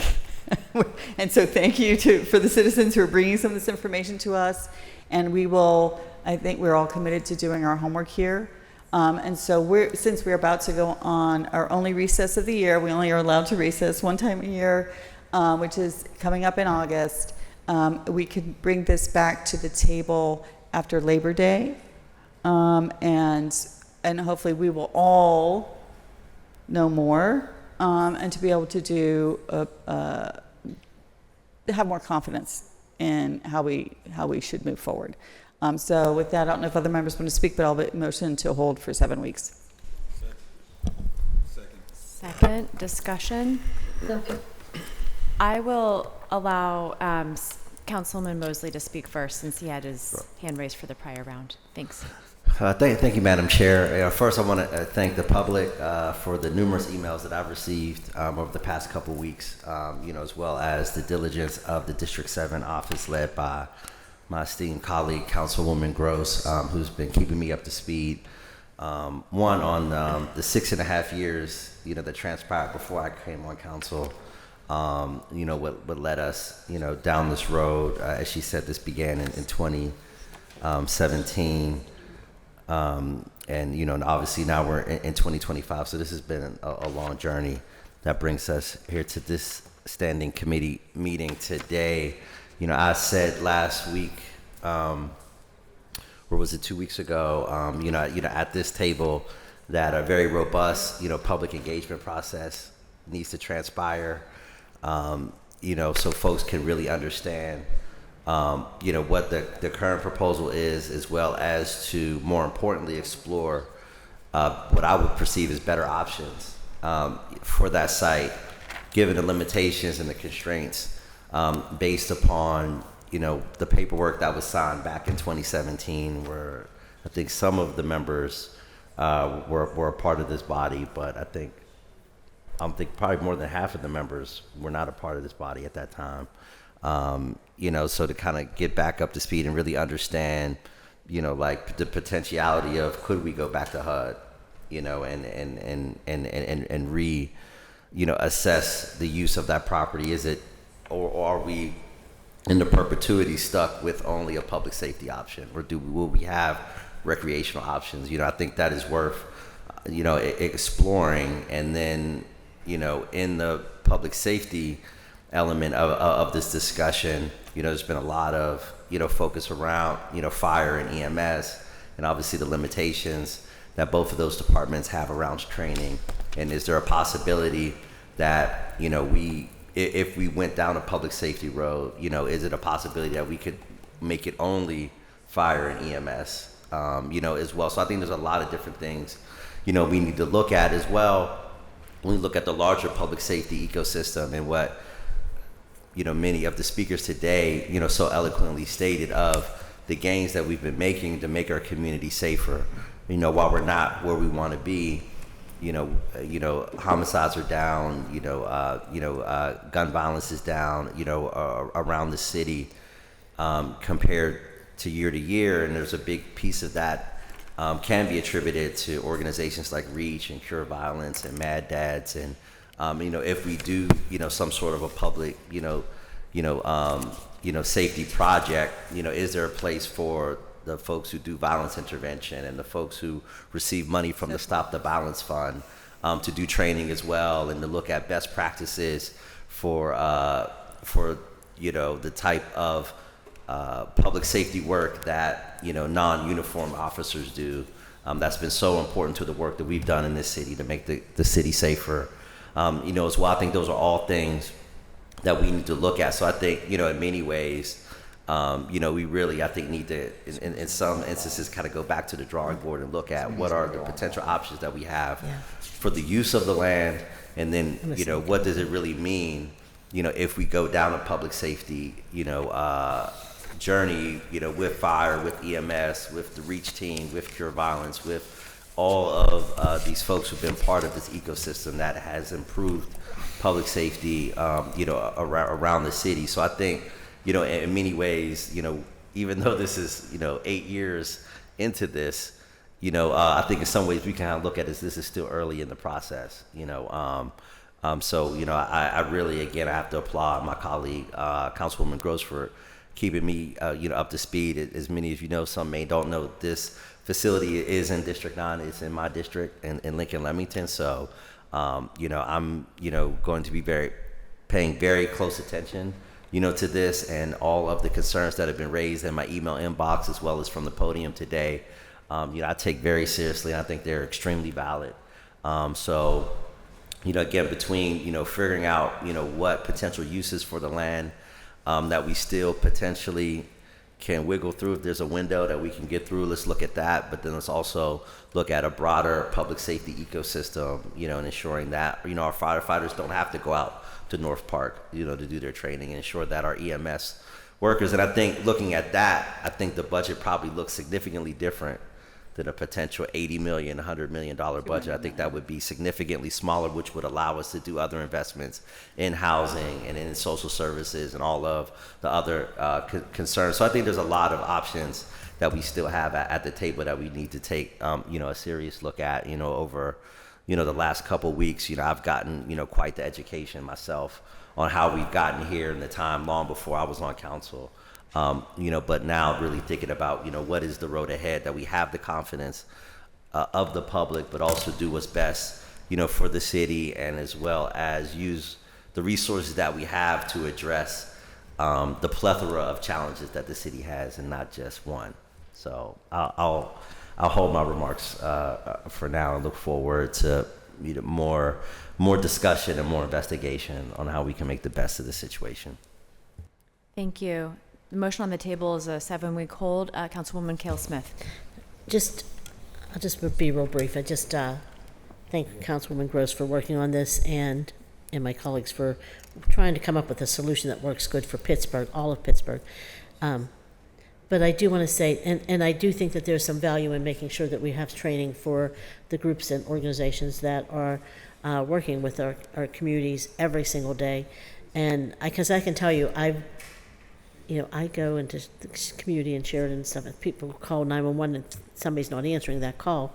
Some people will call me, and I do go in and I work with the kids in the community and try to get everybody in a good place. But I've also seen the people for Reach break up 3 fights right in front of me. 3 different fights. And it would be great to have that kind of training, that kind of professional training for them as well. So I think it's great. But I've actually been asking for training for the public on going through the training that police officers go through when they have to shoot somebody or do something. And I can't remember what it's called, but it's a training, and they've done it in other cities, and I've been asking for it for a long time to let people know, like, why cops respond the way they do, or and there were oftentimes people ended up working together. And so I think, that's what I would like to see us doing. I hear all the comments and everything, and I just went back and I talked to the people back there. I do support our police officers, and I do think that we need them, but I do think that we need to do things in combination to make sure we're getting people help, because I am more about helping people than I am about anything else, and I think a lot of people also feel that way. And then when we talked about the swimming pool, I kind of think that the swimming pool is needed only because in our area we have we have a pool at the Greenway building, and that's actually where the police, EMS, and others do training out of that indoor facility, which means it takes it away from our kids being able to use it throughout the year, because that's what's been happening. They can't get the permit for the building because it's needed for public safety and training. So I do think that they do need a pool, and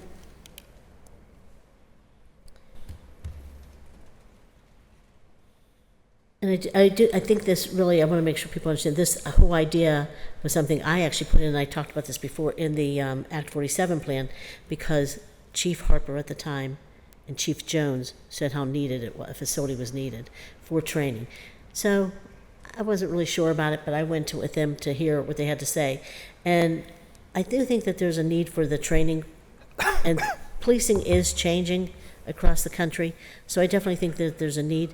But I really wish we'd bring down the tone a little bit towards all the hate and anger towards one another. I was a protester. My mother, I tell people this all the time, she left our front door open during the Martin Luther King riots, and we lived on Fifth Avenue, and she left our door open, and police fire, there was no EMS at the time, I can recall, and the military would all come in, sit in our house, along with the protesters and the rioters, because my mother knew everyone from the Hill, Uptown, Oakland, and so everybody just came in together. And just seeing people in that most hostile time coming together and working together and then talking, and then they go back out and protest. So I saw how protests have worked, both, you know, good and bad. And I also see how things are sometimes challenging for both the protesters and for the police. And I don't want to ever pretend that our police don't put themselves on the line every single day for us. And you can disrespect them or dislike them all you want, but the fact of the matter is, if you called them today and you needed them personally or somebody in your family, they would be there. And so I don't want to, I know you don't want to hear that, but I'm going to say it because I think people need to say it, that there needs to be respect for on both sides. That's all. I think we need to bring the tone down a little bit. It's just a little bit up too much across the country. Thank you. Any further discussion? Seeing none, all those in favor of a 7-week hold for Bill 1967, please indicate by saying aye. Aye. Bill will be held for 7 weeks. That moves us on to Bill 2025. Bill 2025, resolution providing for an amended reimbursement agreement or agreements with the Pennsylvania Department of Transportation for costs associated with the preliminary design, final design, and right-of-way phases of the Maple Avenue Bridge project, providing for the payment of the cost thereof not to exceed $1,100,000, an increase of $650,000 from the previously executed agreement, reimbursable at 100%. This resolution serves to authorize only the amended reimbursement agreement or agreements at no cost to the city. Future resolutions will authorize the project-specific service agreements. Motion to approve? Second. Discussion? Seeing none, all those in favor of Bill 2025, please indicate by saying aye. Aye. Aye. Affirmative recommendation, Bill 2026. Bill 2026, resolution authorizing the mayor and the director of the Department of Public Works on behalf of the city of Pittsburgh to enter into an agreement or agreements with Cosmos Technologies, Inc. for professional services related to the renovation of Kennard Park at city cost not to exceed $582,946.80 over a period of 1 year. Motion to approve? Second. Discussion? Seeing none, all those in favor of Bill 2026, please indicate by saying aye. Aye. Aye. Affirmative recommendation, Bill 2049. Bill 2049, resolution approving the recommendation made by the Director of the Department of Mobility and Infrastructure that the concrete portion of 2nd Avenue from Bates Street to Brady Street be paved with asphalt in accordance with Section 41706 of the Pittsburgh Code of Ordinances. Motion to approve? Second. Brief discussion. Discussion, Councilwoman Warwick. Just to say, yes, please, absolutely. That whole stretch is pretty bad, so. Any further discussion? Seeing none, all those in favor of 2049, please indicate by saying aye.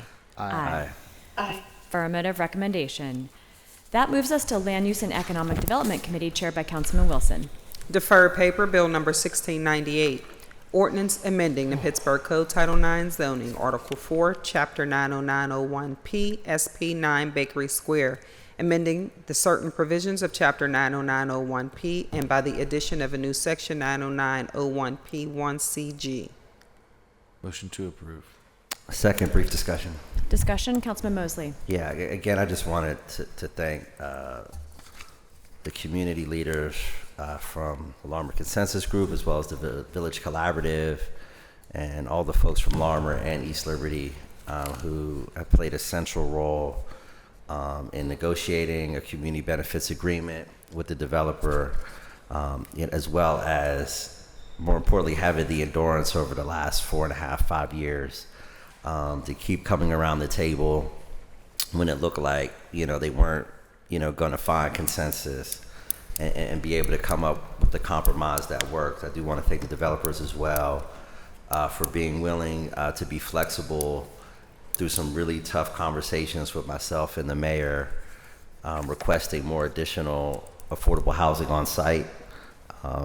Just to give a little perspective, of the project right now is slated to have 10% affordability at 50% AMI on site and another 5% workforce housing at 80 to 120. So essentially 15% affordability on site, as well as up to 100 affordable for purchase single family homes in the greater Larimer community as well. So that's about total about 180 units of affordable housing, 80 rental, 100 for ownership, not including workforce development, health and wellness, and other amenities that are part of the larger community benefit agreement negotiations that went on between the developer and the Larimer Consensus Group and the Village Collaborative that they both signed on.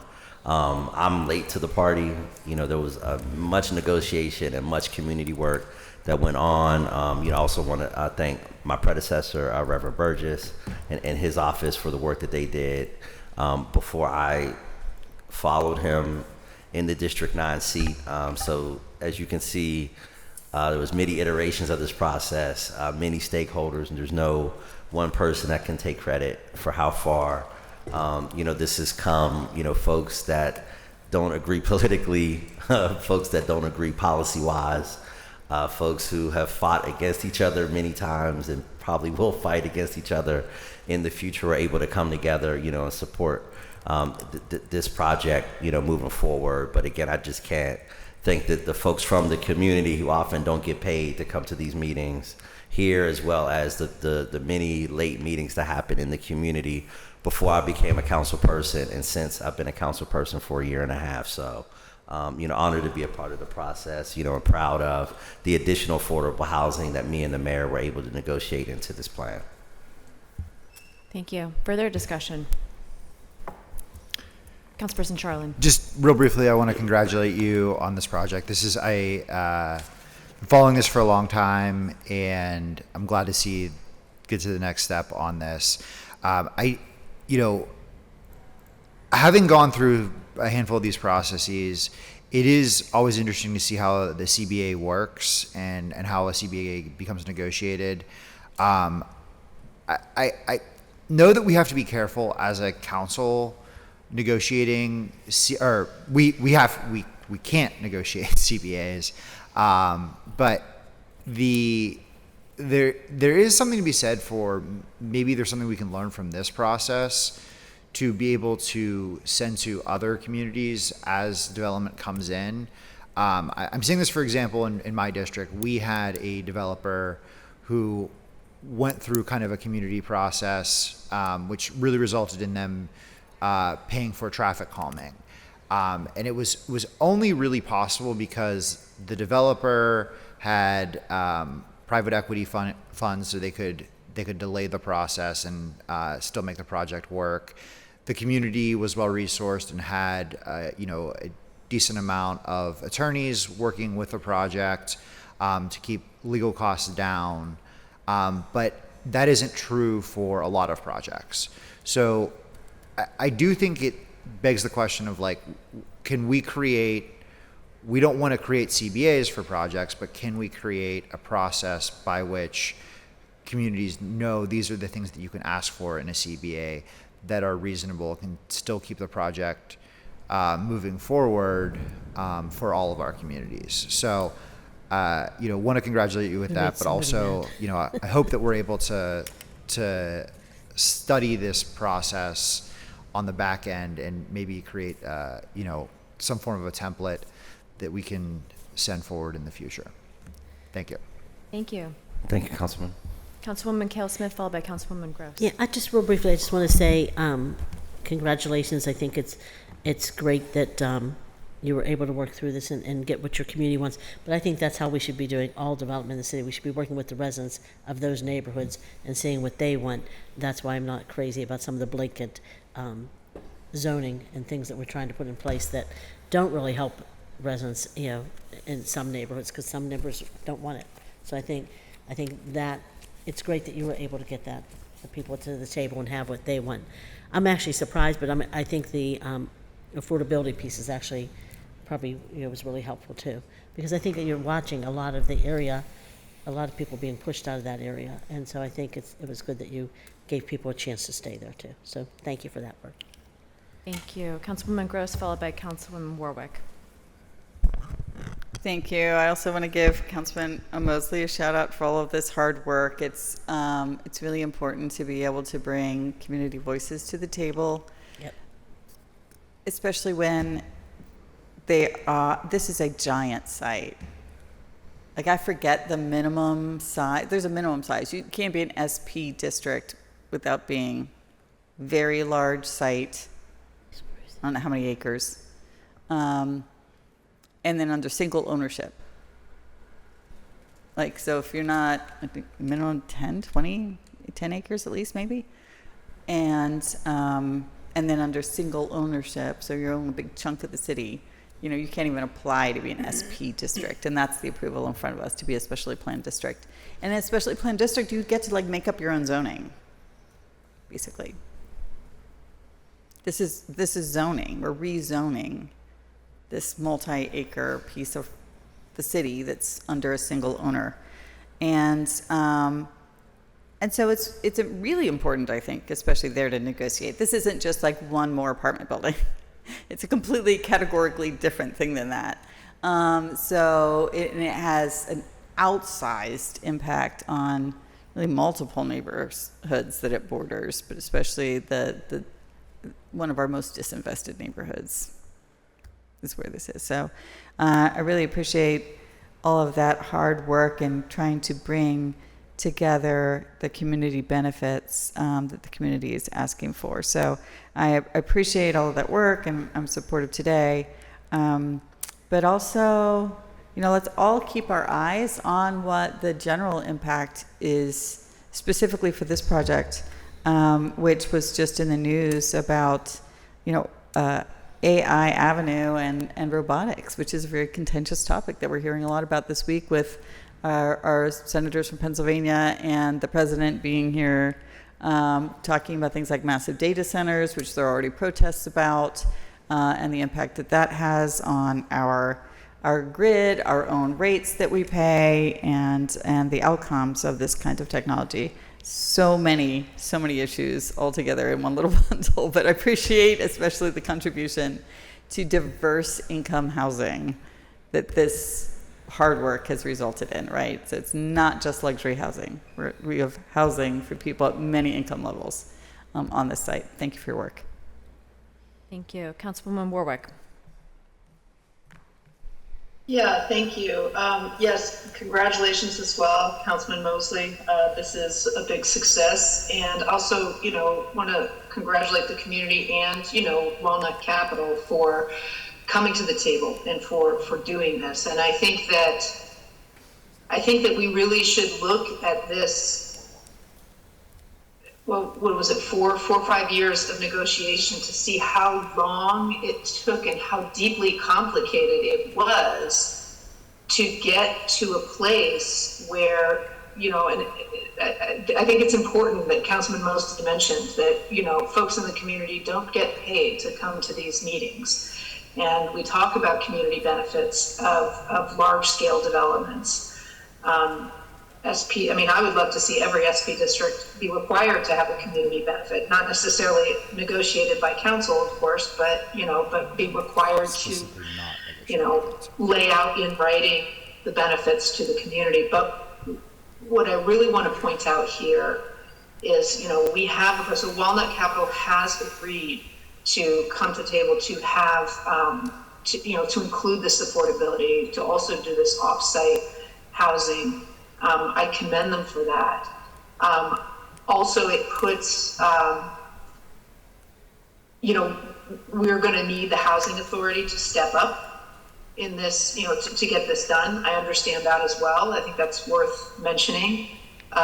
Very important. But also that as we as a council move towards discussions about the benefit to the entire Pittsburgh community of large-scale development projects that we realize when we talk so much about standardization and efficiency and getting projects to move faster, that if we have standardized requirements across the city for the things that we know that we need, like affordability, obviously I'm talking about inclusionary zoning, when we standardize those requirements, it makes it easier and faster for everyone. There's not a big question mark over every single large-scale project. It's not a push me, pull you about every single project between the community and the developers. We know now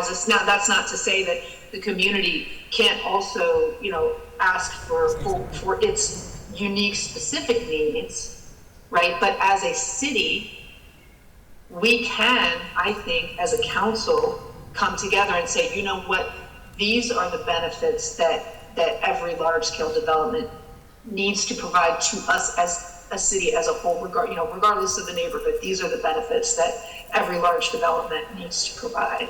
And I hope that this is an example, both in the fact that it took so long to get here, and also in the fact that ultimately a deal was reached, right? Ultimately, a deal was reached. This project will work. And I think that we can, bring the best of both worlds and figure out a way as a city to streamline that process so that there is sort of a base level community benefit, in particular in terms of affordable housing and, mixed income housing, that we can expect moving forward into the next, this is not about us on council, right? This is talking about 10, 20, 50 years from now, right? So that we know that us as a council today are, beginning a process that will help ensure that Pittsburgh can stay, a diverse and affordable city for people for generations to come. So, thank you. Thank you. Any further comments? First round? Second round, Councilwoman Cale Smith. I just want to say you can tell Councilwoman Warwick is away and not hearing the thunderstorm above us that we're all hearing. But I think we can debate the IZ bills and zoning and all those things that she just addressed, and I will be glad to do that, and I'm going to do that when the topic comes up. But for today, I'm just happy and to make sure that I point out that residents need to be part of the equation when we're talking about their neighborhoods. That's it. Thank you. Councilman Mosley. Yeah, and I did just want to, reiterate the important point that Councilwoman Warwick made about when we talk about stakeholders, the importance of the housing authority. And I do want to note that, as part of the negotiations between me and the mayor and the developer Walnut Capital, to get them to agree, to the additional affordable housing, on site, the housing authority was an important partner, and it was a meeting that we pulled together with the URA, the administration, the housing authority, and the developer, and we're able to give them an education on the merits, of forming that partnership, and that was key. That meeting with the leadership of the housing authority really turned the tide, because we were in a situation where the community benefits agreement laid out the affordable housing offsite. And there was a point, where the developer felt that they could only either do the affordable rental on-site or do the affordable home ownership. But through bringing the housing authority to the table and all the stakeholders, we actually were able to create a third path that allowed for the affordable rental on-site and the affordable off-site. Which was really the sweet spot that we needed to really get the project to continue to move forward. So I just did want to mention that, because I think that was, a very important point that the councilwoman made, that the housing authority is going to be a key stakeholder as this project moves forward. Thank you, Councilman. Well, I want to offer my congratulations to you on taking the baton and getting this past the finish line, or nearly to the finish line. I know that these types of conversations are long and complicated and are ever changing, and takes a lot of hard work and diligence. So congratulations to you and your team. We have a motion and a second. All those in favor of Bill 2023-1698, please indicate by saying aye. Aye. Affirmative recommendation. Bill 2023-1723. Bill 1723, ordinance amending the Pittsburgh Code Title 9 Zoning Article 1, Section 902.03 zoning map by changing from HC Highway Commercial District to SP9 Bakery Square District, certain property roughly bounded by Penn Avenue, East Liberty Boulevard, and the Pittsburgh Regional Transit East Busway, all in the Allegheny County Block and Lot System, 11th Ward, and by changing from UI Urban Industrial District to SP9 Bakery Square District, that certain property roughly bounded by Penn Avenue in the existing easternmost boundary of the SP9 Bakery Square District in the Allegheny County Block and Lot System, 12th Ward, by changing from HC Highway Commercial District to UI Urban Industrial District, that certain property roughly bounded by the northwestern boundary of the SP9 Bakery Square District and Norfolk Southern Rail Line in the Allegheny County Block and Lot System, 11th Ward. Motion to approve. Second. Discussion? Seeing none, all those in favor of Bill 2023-1723, please indicate by saying aye. Aye. Affirmative recommendation. Bill 1752. Bill 1752, resolution providing for the designation as a historic structure under Title 11 of the Code of Ordinances, that certain structure known as Donnie's Place, located at 1226 Heron Avenue in the Polish Hill neighborhood, 5th Ward, City of Pittsburgh. The owner of the property does not support the nomination, and there is no cost to the city. Motion to approve. Second. Discussion? Councilwoman Gross. Thank you, Madam Chair. This is really, really a tough one. And I just want to acknowledge all of the work so many community members put into their time, both opposing and supporting this nomination. We had a public hearing last week that was really moving. We heard testimony from a lot of the friends and family of Donnie Thines, who was the owner, and of the history that occurred at the site.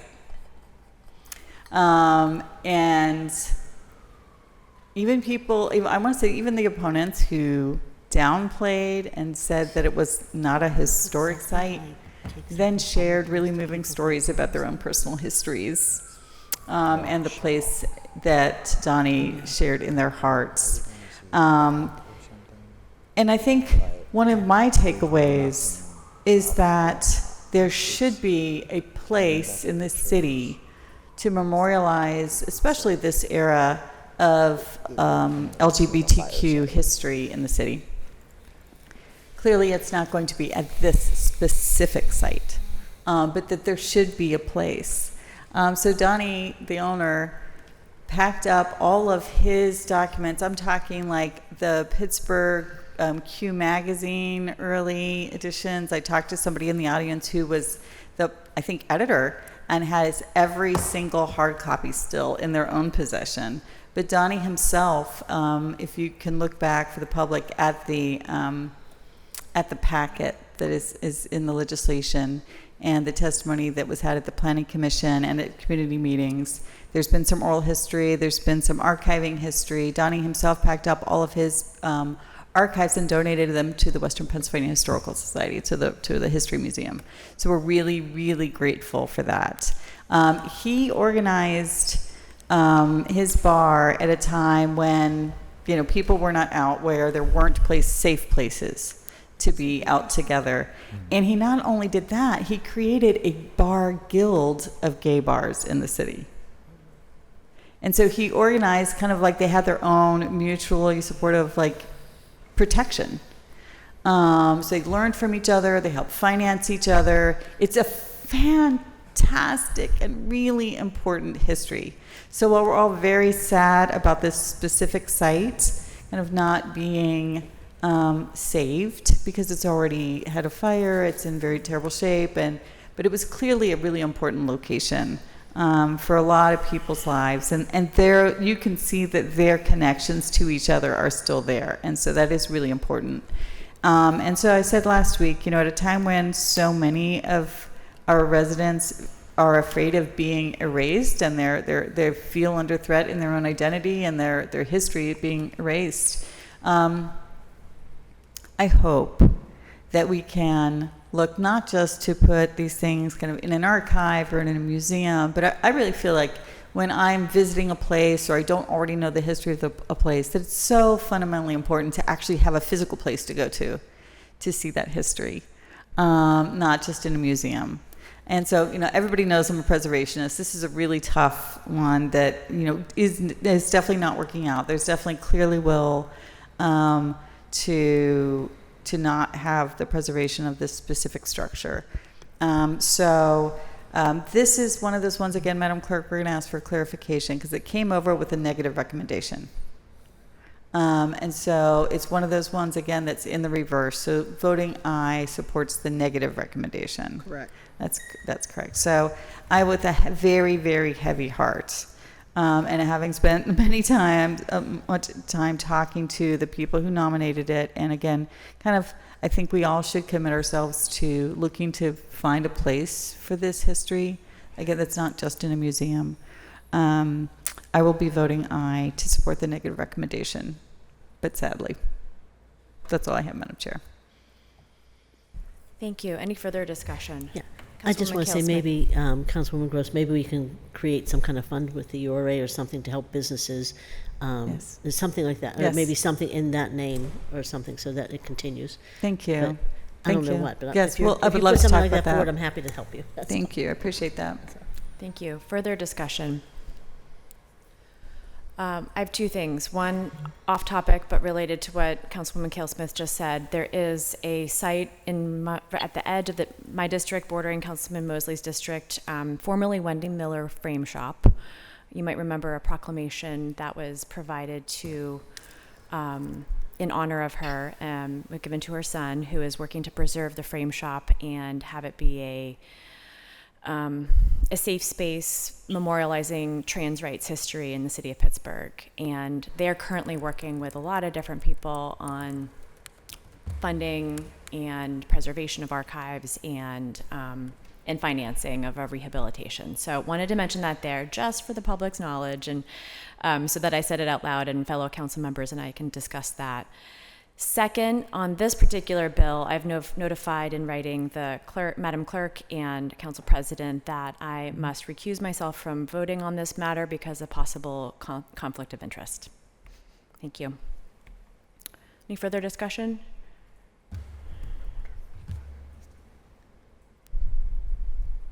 Seeing none. So as reminded, an aye vote affirms the negative recommendation and would vote essentially this bill down.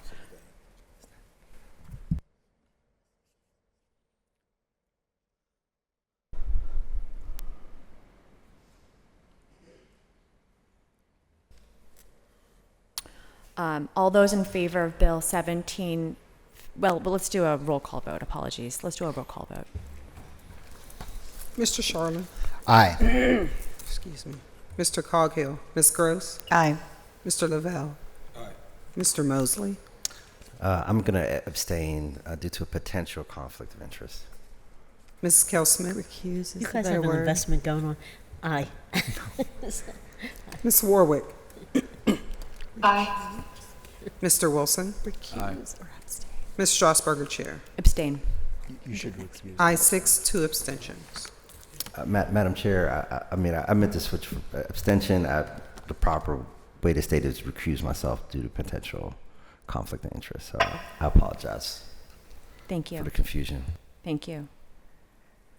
Motion carries and the negative recommendation carries. Madam Chair, Council I President. just want to make aye votes on the remaining bills. I have a 1 o'clock appointment. Thank you. So noted. Thank you. New papers, Bill 2004. Bill 2004, Resolution Providing for an Amended Agreement or Agreements with Action Housing, Inc. for costs associated with the Emergency Rental Assistance Program, providing for payment of the cost thereof not to exceed $15,940,104.35, an increase of $12,686.35. Motion to approve. Second. Discussion? Seeing none, all those in favor of Bill 2004, please indicate by saying aye. Aye. Aye. Affirmative recommendation. That moves us on to Recreation, Youth, and Senior Services Committee, chaired by Councilwoman Cale Smith.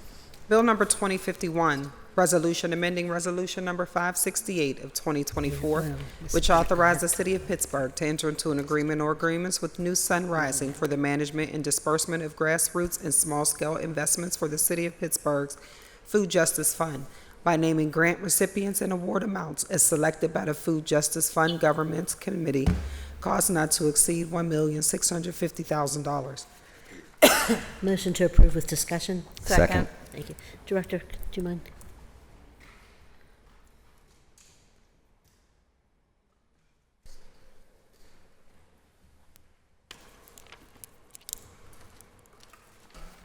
Hi. Do you want to introduce yourself? Sure. Hi, my name is Catherine Vargas, Director of Parks and Recreation for the City of Pittsburgh. Hi, I'm Gabby McMorland. I'm the Food Justice Fund Coordinator in the Parks Department. Thank you. And first, I just want to start by thanking you for all that you're doing for the city of Pittsburgh. I say this all the time, but you were doing so much with such little and such a small budget, and I don't know how you do, and I don't know if people realize you're doing the food justice stuff now, which is a big undertaking. You oversee the senior centers, a lot of the events happening in the city of Pittsburgh, the movies in the parks, the concerts, just a lot of things. And I just want to make sure that I tell you how much I appreciate all that you've been doing across the city, but specifically in District 2. So I appreciate it.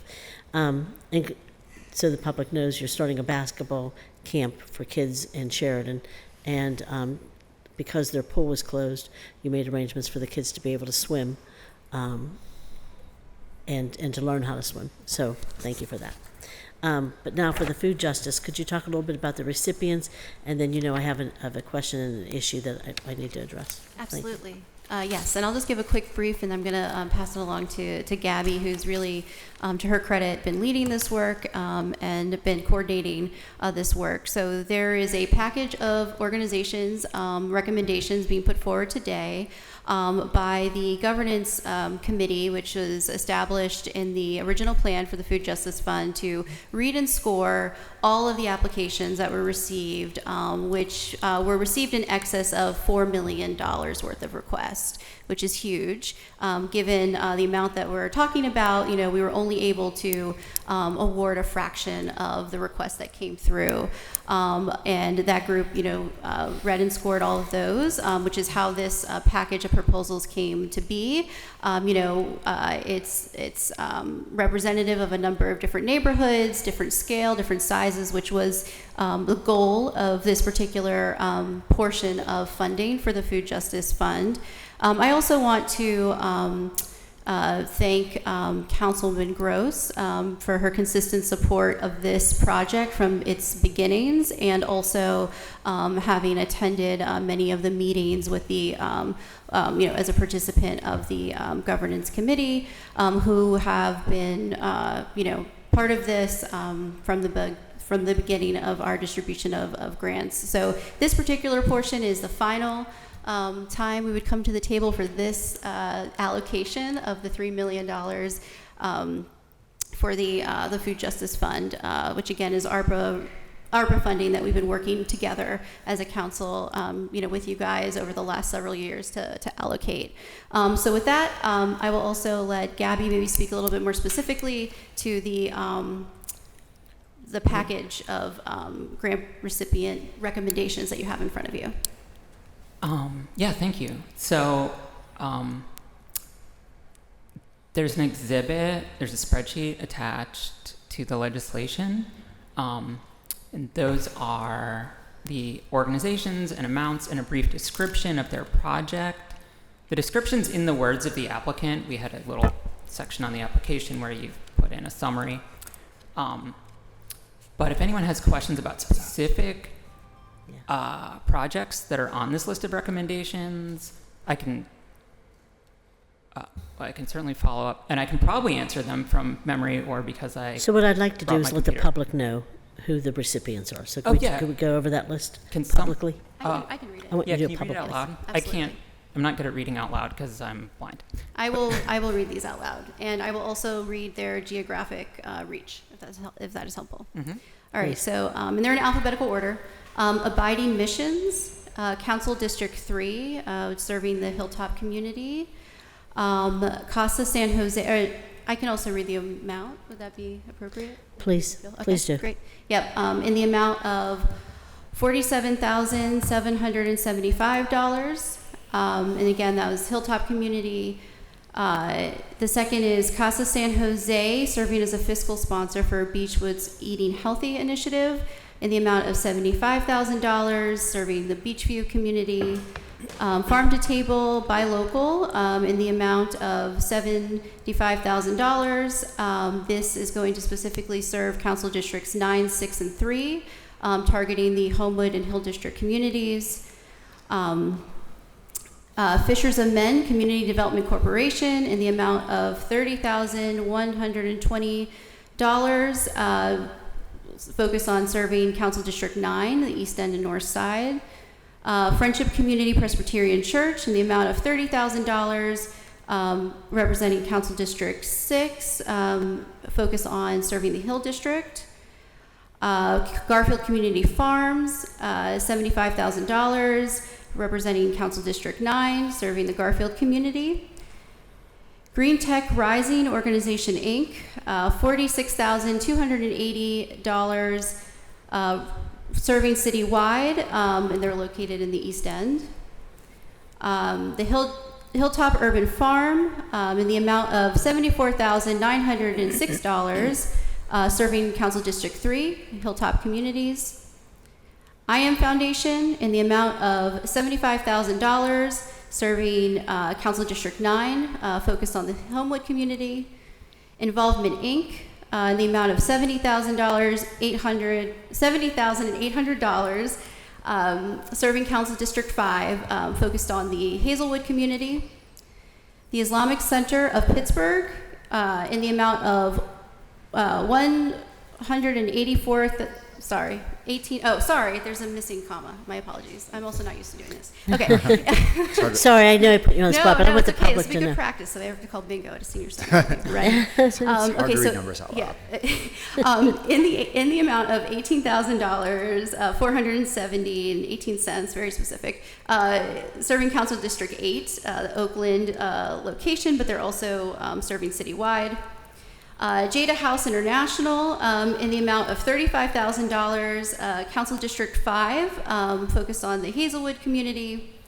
The Larmer Consensus Group, in the amount of $65,731, serving Council District 9, the Larmer community is its focus. Menkuche, and I apologize if I... Wanakuche. Thank you. Farm Inc., in the amount of $71,488, serving Council District 6, Perry South community is its focus. New Sun Rising is fiscally sponsoring the Octopus Garden in the amount of $15,579.71 in Council District 7, focused on serving the Friendship community. Sorry. Did I say?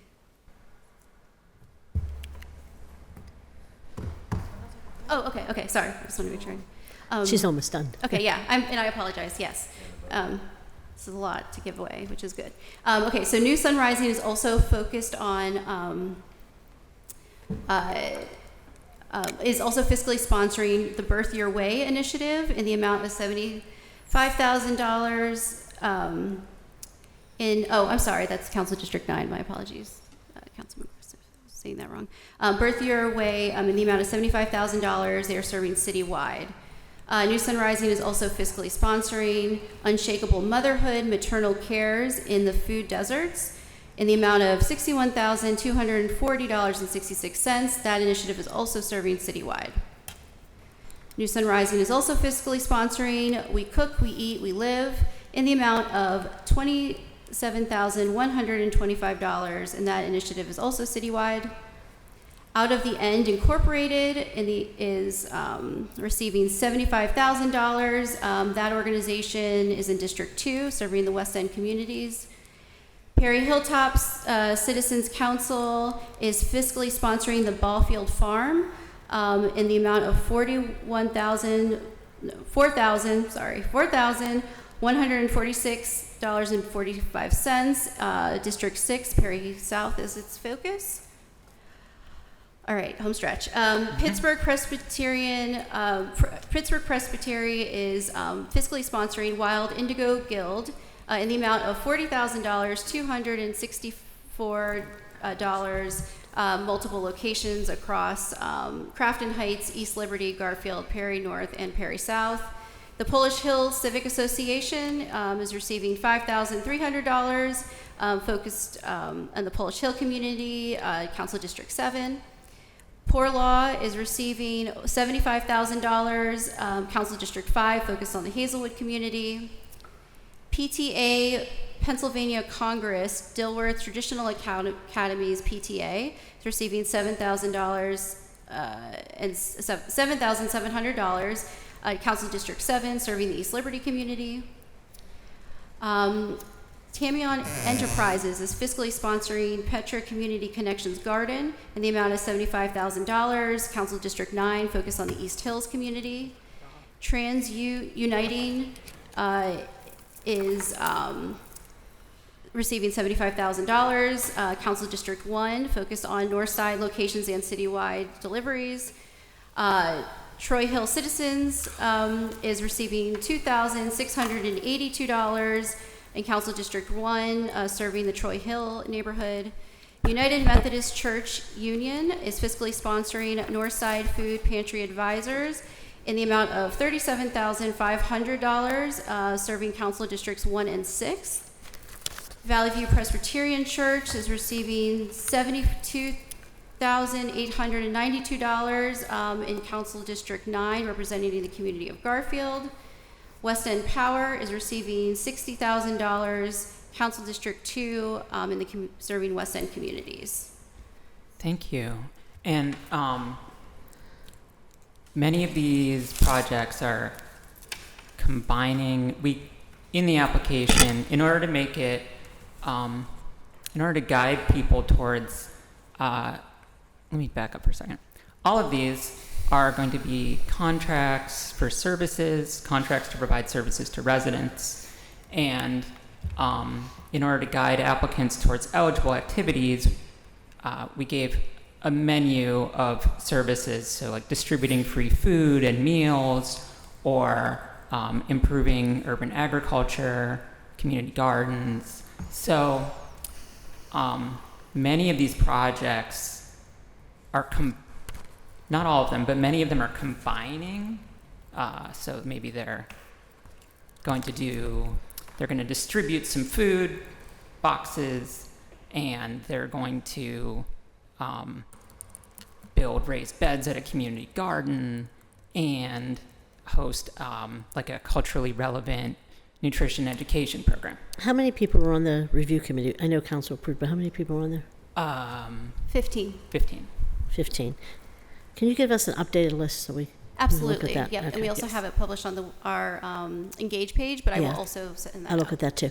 But now, I have an issue that there was a organization in my district that said that they applied. They actually distribute probably more than any other organization that I know in terms of food. Sister Mary, Save a Life Today. She does it Allegheny County wide. She does a lot of it in the city. She does over 300 families every month.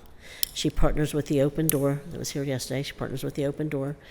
And they do this distribution. And she was told that she's not eligible for this funding because she applied late. She has an email that says, thank you for applying. And she has, according to her, that email came. And I do have a bunch of emails, so I'm going to go over them and check the dates and everything. She says that, and she's not alone in saying this. It's also my understanding that Brian, who used to work for the food bank, also said that she had applied on time. And yet we're saying that she did not apply on time. And she has emails saying, thank you for applying in advance. And she did complete the permit. She did complete the application. So I need to understand, and she needs to understand, because I know that she's going to make, she's going to look into this much more further than what we're doing right now. So I just think it's in our best interest to make sure we address this. She has emails saying that she applied on time. Brian has the emails. Brian kept track of things. He does run an organization, did do stuff, across the city. He knows what he's doing, and she knows what she's doing because she's been doing it for a very long time. So could you explain to me, because I want to make sure this is very clear. Absolutely. Okay. And there was, as part of the list of all the folks who applied, there's a short list of folks that were deemed ineligible. There are a couple of different reasons, one of those being the time of the application receipt. So yes, we do have record of the timestamps on when people submitted applications. Unfortunately, the system did auto send an email that would have thanked someone for their application, but there was a second email that did go out that was a declination email. And the reason why the portal was still open in the time of that receipt was because there was a handful of groups that had already had their applications together that were experiencing a tech issue with uploading things into the system. And so the portal was open, but the receipt of the application did happen like the evening, at least. But you can understand how she's saying that. Why would she receive something saying thank you for applying? Yeah, that was definitely an error. But why would she even be on the list? So because the portal was open still beyond the deadline, because there were a number of applicants that were having. But she said she received the email before the deadline. No, well, so we do have those timestamps, and I'm happy to sit down. They have emails too. Okay, they sent me stuff fine. too. That's absolutely, and I would absolutely. So I have to look at those the minute too. you brought this up, Councilwoman, I went directly to New Sun Rising to get all of those documents, and even before anybody was deemed ineligible, we made sure to look at those timestamps. And council can still amend this. We could take somebody off there and add. This is a list of recommendations. Because that's probably what I'm going to do. Because I don't think it's okay that somebody's feeding somebody. And tell me what you're doing to make sure people are doing stuff, because I know I called a couple times about things that weren't happening.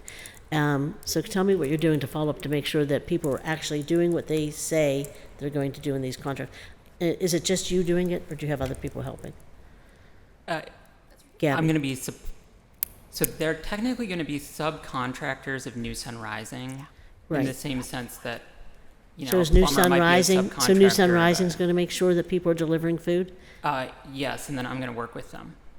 Okay, with New Sun Rising. And I do thank you for, you helped me with the group this week who was not sharing information publicly. Yeah, and I'm working with them to get them back on track. Yeah, so thank you for that. They are both under their outreach and level of service, and this is for a group that's already contracted and funded, is lower than we want it to be and that it should be.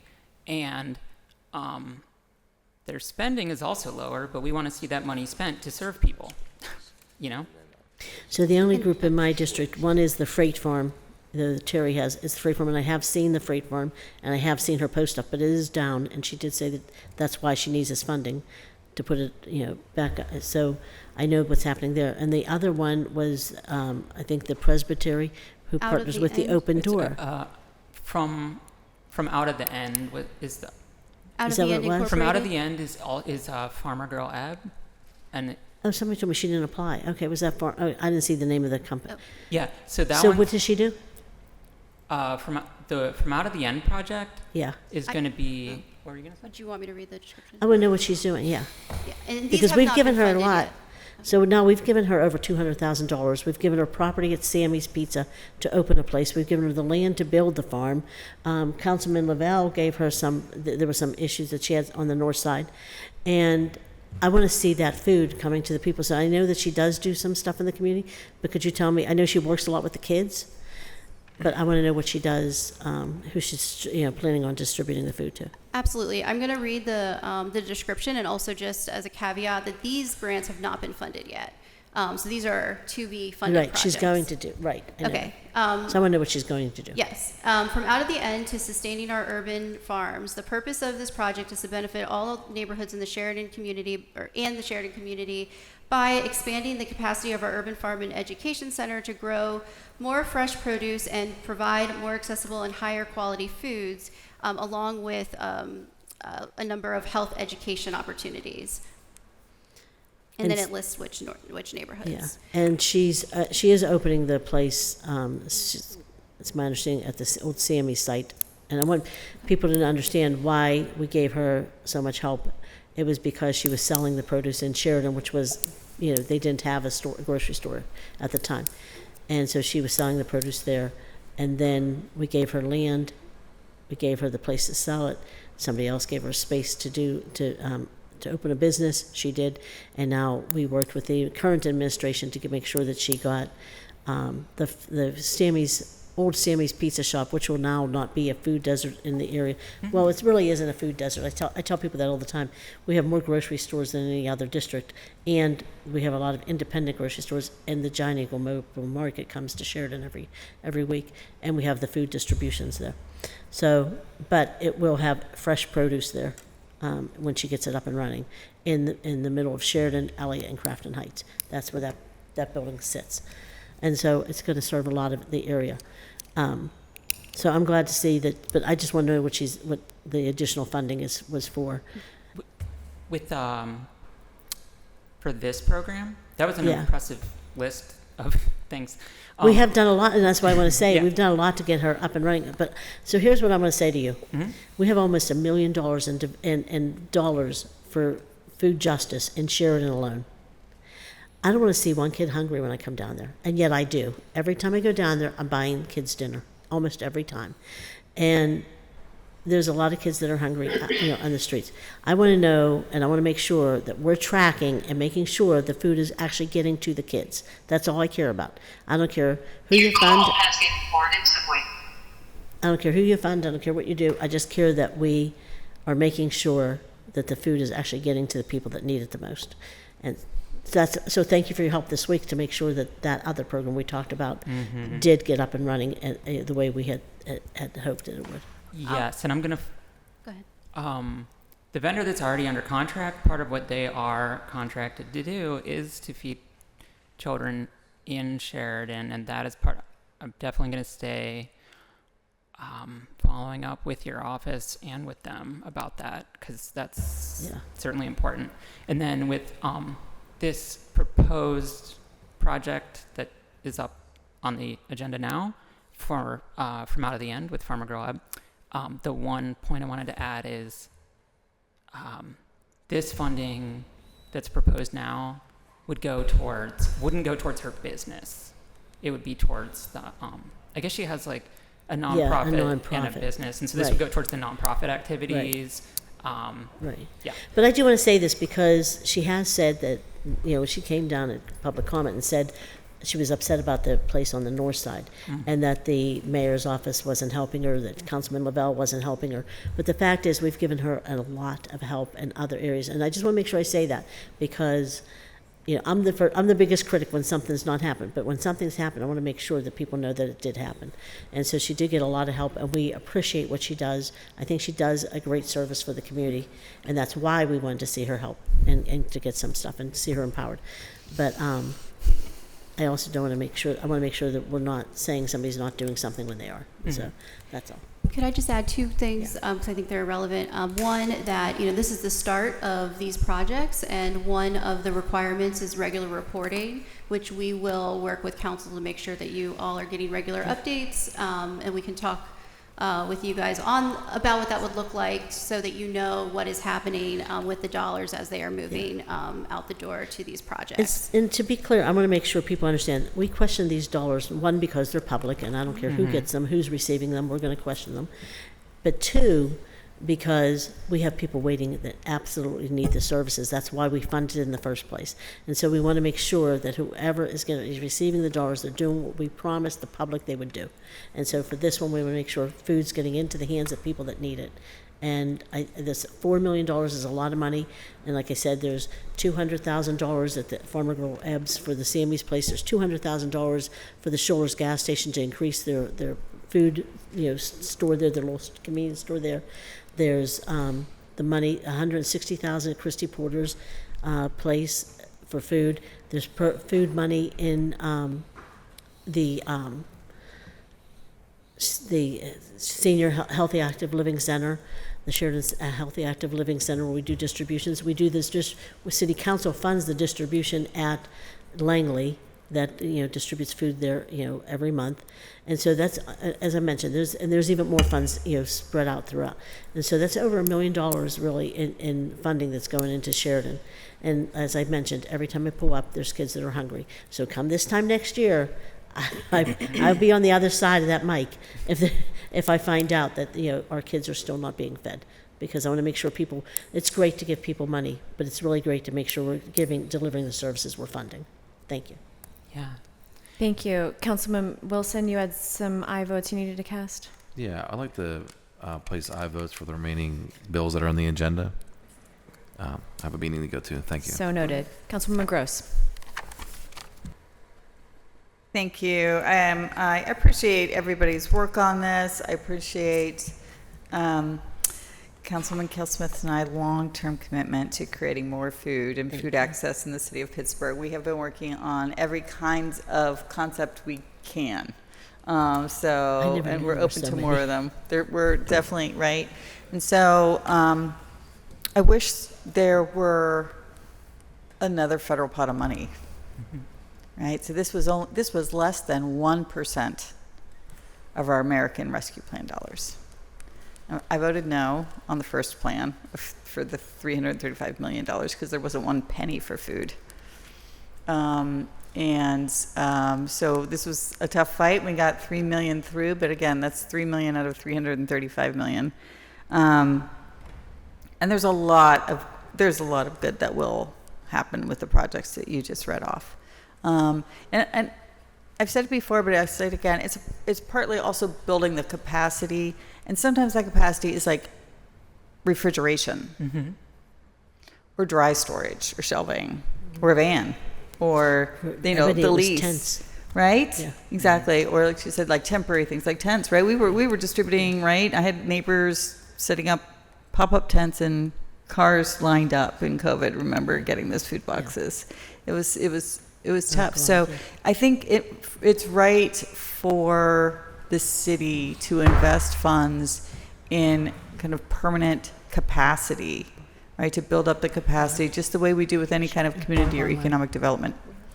That we need the kind of infrastructure on the ground to build up our local capacity for food. And I always say, well, there's rightfully a lot of concentration on just immediate hunger here because of the crises that we're having at the federal level that the federal government has created and in the economy. But if we want to have a stronger local food system that's growing, but also processing and manufacturing and storage and retailing and wholesaling and even composting and soil improvement, and it's kind of the whole entire circle of the food system. And we should do those. I think we should do those. We learned the hard way when there's supply line disruptions that the shelves go empty, and it becomes a lot more difficult for people to get food. And we are fortunate to be in Pennsylvania where we can grow food. And we used to have, because we're an old city, small food companies that made food and small refrigeration companies that refrigerated food and small trucking companies and small ice companies. And we've, the big global actors have dismantled a lot of that. And a lot of where that happens historically in the city, not all, but a lot of it historically in the city was in the Strip District, which is now repurposed, right? Those small ice companies are robotics companies, and those small warehouses are gone, and there's 300 apartments on those sites. And so how do we adjust? And I think this is like a little tiny step in how we adjust to making sure that we still have some local growers and makers and distributors and people who know how to do food handling safely, right? Because there's accreditations that you need, and so this is one small step. I will also point out that I wish the octopus garden was in District 7, but it is not.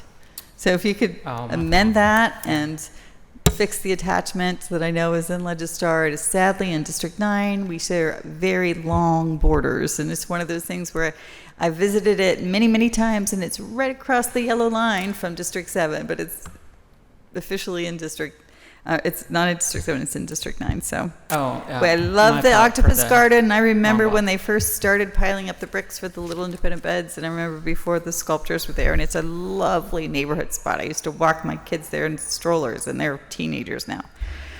So fix that one. I am, supportive today. Again, I think our next challenge is trying to find those more flexible funds for these kinds of investments, or encourage our philanthropic partners. The day is getting long here, to fill in the gap, because we don't have another pot of flexible federal funds.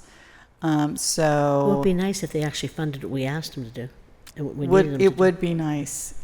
So thank you again. This has been years of work in the making, and so I think it was a really great, again, small first step, because I've also noticed that a lot of the organizations are learning from each other, and learning to become complementary and coordinating, and I think that's also a really, really positive step to figuring out, again, how do we fill all those gaps, and who has what capacity where, and how some of those could be shared or co-located. And it's just been a really great conversation, and I feel like that in itself, like the ecosystem of people is already at a higher capacity than it was than before we started the conversation. And kudos to Parks and Recs Department Director and Director McMorland for guiding that conversation. It was healthy because it was difficult. People were real in the conversation. So thank you for making that space and helping us get to where we are. So again, supported today. Appreciate it. Thank you, Madam Chair. Thank you. Any further discussion? Seeing none, all those in favor of Bill 2051, please indicate by saying aye. I'm going to abstain until I do an amendment. One abstention. Affirmative recommendation. Thank you very much. Thank that you, moves us Director. on Thank you, to Gabby. Intergovernmental and Educational Affairs Committee, chaired by Councilman Mosley. Bill 2059, Resolution amending Resolution 475 of 2024, which authorized an amended agreement or agreements with AE7 Pittsburgh LLC for costs associated with the 412 Boulevard of the Allies project by amending JDE account information and by increasing the total spend by $27,650.44 for a new not to exceed amount of $602,390.75. Motion to approve. Second. Discussion? Seeing none, all those in favor of Bill 2059, please indicate by saying aye. Aye. Aye. Affirmative recommendation. Bill 2080. Bill 2080, Resolution authorizing the Pittsburgh Land Bank to acquire all the city's right title interest in, if any, into the publicly owned properties in the 5th Ward, City of Pittsburgh, designated in the Deed Registry Office of Allegheny County as Block 27B, Lot 365, Block 10D, Lot 381, and Block 25S, Lot 204, 749 Shawnee Street, 2926 Webster Avenue, and 2905 Bedford Avenue, Council District Number 6, at no cost to the city. Motion to approve. Second. Discussion? Seeing none, all those in favor of Bill 2080, please indicate by saying aye. Aye. Affirmative recommendation. New papers, Bill 2003. Bill 2003, Resolution authorizing a cooperation agreement or agreements with Allegheny County Economic Development to collaboratively manage non-congregate shelter services related to the Home ARP program at no cost to the city. Motion to approve. Second. Discussion? Seeing none, all those in favor of Bill 2003, please indicate by saying aye. Aye. Aye. Affirmative recommendation. Bill 2006. Resolution authorizing the issuance of 3 warrants payable in favor of Connect Congress of Neighboring Communities for 1-year membership dues for all 3 branches of government in an amount not to exceed $27,563. Motion to approve. Second. Discussion? Seeing none, all those in favor of Bill 2006, please indicate by saying aye. Aye. Aye. Affirmative recommendation. Bill 2027. Resolution repealing Resolution 617 of 2018, effective September 20th, 2018, authorizing the Urban Redevelopment Authority of Pittsburgh to acquire all the city's right, title, and interest, if any, in and to the publicly owned property in the 12th Ward, City of Pittsburgh, designated in the Deed Registry Office of Allegheny County as Block 125A, Lot 277, 0 Auburn Street, Council District Number 9, at no cost to the city. Motion to approve. Second. Discussion? Seeing none, all those in favor of Bill 2027, please indicate by saying aye. Aye. Affirmative recommendation. Bill 2028. Resolution approving execution of a contract for disposition by sale of land between the URA of Pittsburgh and the Pittsburgh Land Bank for the sale of Block 10N, Lot 344, in the 5th Ward, City of Pittsburgh, 403 Grove Street, Council District Number 6, at no cost to the city. Motion to approve. Second. Discussion? Seeing none, all those in favor of Bill 2028, please indicate by saying aye. Aye. Affirmative recommendation. Bill 2029. Resolution amending Resolution 623 of 2020, effective December 9, 2020, entitled Resolution Authorizing the Urban Redevelopment Authority of Pittsburgh to acquire all the city's right, title, and interest, if any, and into the publicly owned properties in the 10th Ward, City of Pittsburgh, designated in the Deed Registry Office of Allegheny County as Block 50E, Lot 21, Block 50F, Lots 101 and 130, and Block 50K, Lots 89 and 94, located at 424 North Matilda Street, 4938 and 5120 Rosetta Street, and 4921 and 5001 Broad Street, respectively, Council District Number 9, by removing Block 50K, Lot 94, 5001 Broad Street, Council District Number 9, at no cost to the city. Motion to approve. And I just want to close it. Second. Discussion? Just separately, I don't know if this is related, but I've been hearing a lot about the Pittsburgh Housing Finance Agency, and I would like to get some kind of update on that, because I heard that they may not be funded next year. And so I'd like to get some status on where we are with from the URA. So noted. From whomever. Sorry. All those in favor of Bill, let's see, is there discussion? Seeing none, all those in favor of Bill 2029, please indicate by saying aye. Aye. Affirmative recommendation. Bill 2030. Resolution approving execution of a deed by and between the URA of Pittsburgh and the City of Pittsburgh for the sale of Block 128R, Lot 200, 14th Ward, City of Pittsburgh, Commercial Avenue, Frick Park Expansion, Council District Number 5, at no cost to the city. Motion to approve. Second. Discussion? Seeing none, all those in favor of Bill 2030, please indicate by saying aye. Aye. Aye. Affirmative recommendation. Bill 2031. Resolution approving execution of a contract for disposition by sale of land between the URA of Pittsburgh and the Pittsburgh Land Bank for the sale of Block 9S, Lots 181 and 187, 3rd Ward, City of Pittsburgh, 220 and 221 Hillside Drive, Council District Number 6, no cost to the city. Motion to approve. Second. Discussion? Seeing none, all those in We got favor. Sally lucked out because we had such a long meeting. Bill 2031, please indicate by saying aye. Aye. Affirmative recommendation. Bill 2032. Resolution approving execution of a contract for disposition by sale of land between the URA of Pittsburgh and the Pittsburgh Land Bank for the sale of Block 26N, Lots 51, 52, 53, and 54, 5th Ward, City of Pittsburgh, Milwaukee Street, Council District Number 6, at no cost to the city. Motion to approve. Is there a second? Discussion? Seeing none, all those in favor of Bill 2032, please indicate by saying aye. Aye. Madam Councilwoman Chair, Gross. I think we have 5 if I'm very late for a meeting. I'd like to register aye votes. Never mind, thank you. So noted. Bill 2033. Resolution approving execution of a deed by and between the URA of Pittsburgh and the City of Pittsburgh for the sale of Block 88M, Lot 200, 14th Ward, City of Pittsburgh, 1614 through 1680 Parkview Boulevard, Council District Number 5, at no cost to the city. Motion to approve. Second. Discussion? Seeing none, all those in favor of Bill 2033, please indicate by saying aye. Aye. Affirmative recommendation. Bill 2034. Resolution authorizing the Pittsburgh Land Bank to acquire all the city's right, title, and interest, if any, in and to the publicly owned property in the 12th Ward, City of Pittsburgh, designated in the Deed Registry Office of Allegheny County as Block 125A, Lot 277, 0 Auburn Street, Council District Number 9, at no cost to the city. Motion to approve. Second. Discussion? Seeing none, all those in favor of Bill 2034, please indicate by saying aye. Aye. Aye.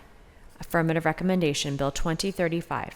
Resolution authorizing the Pittsburgh Land Bank to acquire all the city's right, title, and interest, if any, in and to the publicly owned properties in the 30th Ward, City of Pittsburgh, designated in the Deed Registry Office of Allegheny County as Block 14R, Lot 78, Block 14L, Lot 94, and Block 33A, Lot 349, 63 Amanda Avenue, 103 Jacunda Street, and 408 Moore Avenue, Council District Number 3, at no cost to the city. Motion to approve. Second. Discussion? Seeing none, all those in favor of 2035, please indicate by saying aye. Aye. Aye. Affirmative recommendation, Bill 2036. Resolution authorizing the Pittsburgh Land Bank to acquire all the city's right, title, and interest, if any, in and to the publicly owned property in the 30th Ward, City of Pittsburgh, designated in the Deed Registry Office of Allegheny County as Block 33F, Lot 13, 236 Moore Avenue, Council District Number 3, at no cost to the city. Motion to approve. Second. Discussion? Seeing none, all those in favor of Bill 2036, please indicate by saying aye. Aye. Aye. Aye. Affirmative recommendation, Bill 2037. And Bill 2037, resolution authorizing the Pittsburgh Land Bank to acquire all the city's right, title, and interest, if any, in and to the publicly owned property in the 10th Ward of the City of Pittsburgh, designated in the Deed Registry Office of Allegheny County as Block 50K, Lot 94, 5001 Broad Street, Council District Number 9, at no cost to the city. Motion to approve. Second. Discussion? Seeing none, all those in favor of Bill 2037, please indicate by saying aye. Aye. Affirmative recommendation. That exhausts our standing committee's agenda. Meeting announcements this afternoon at 2.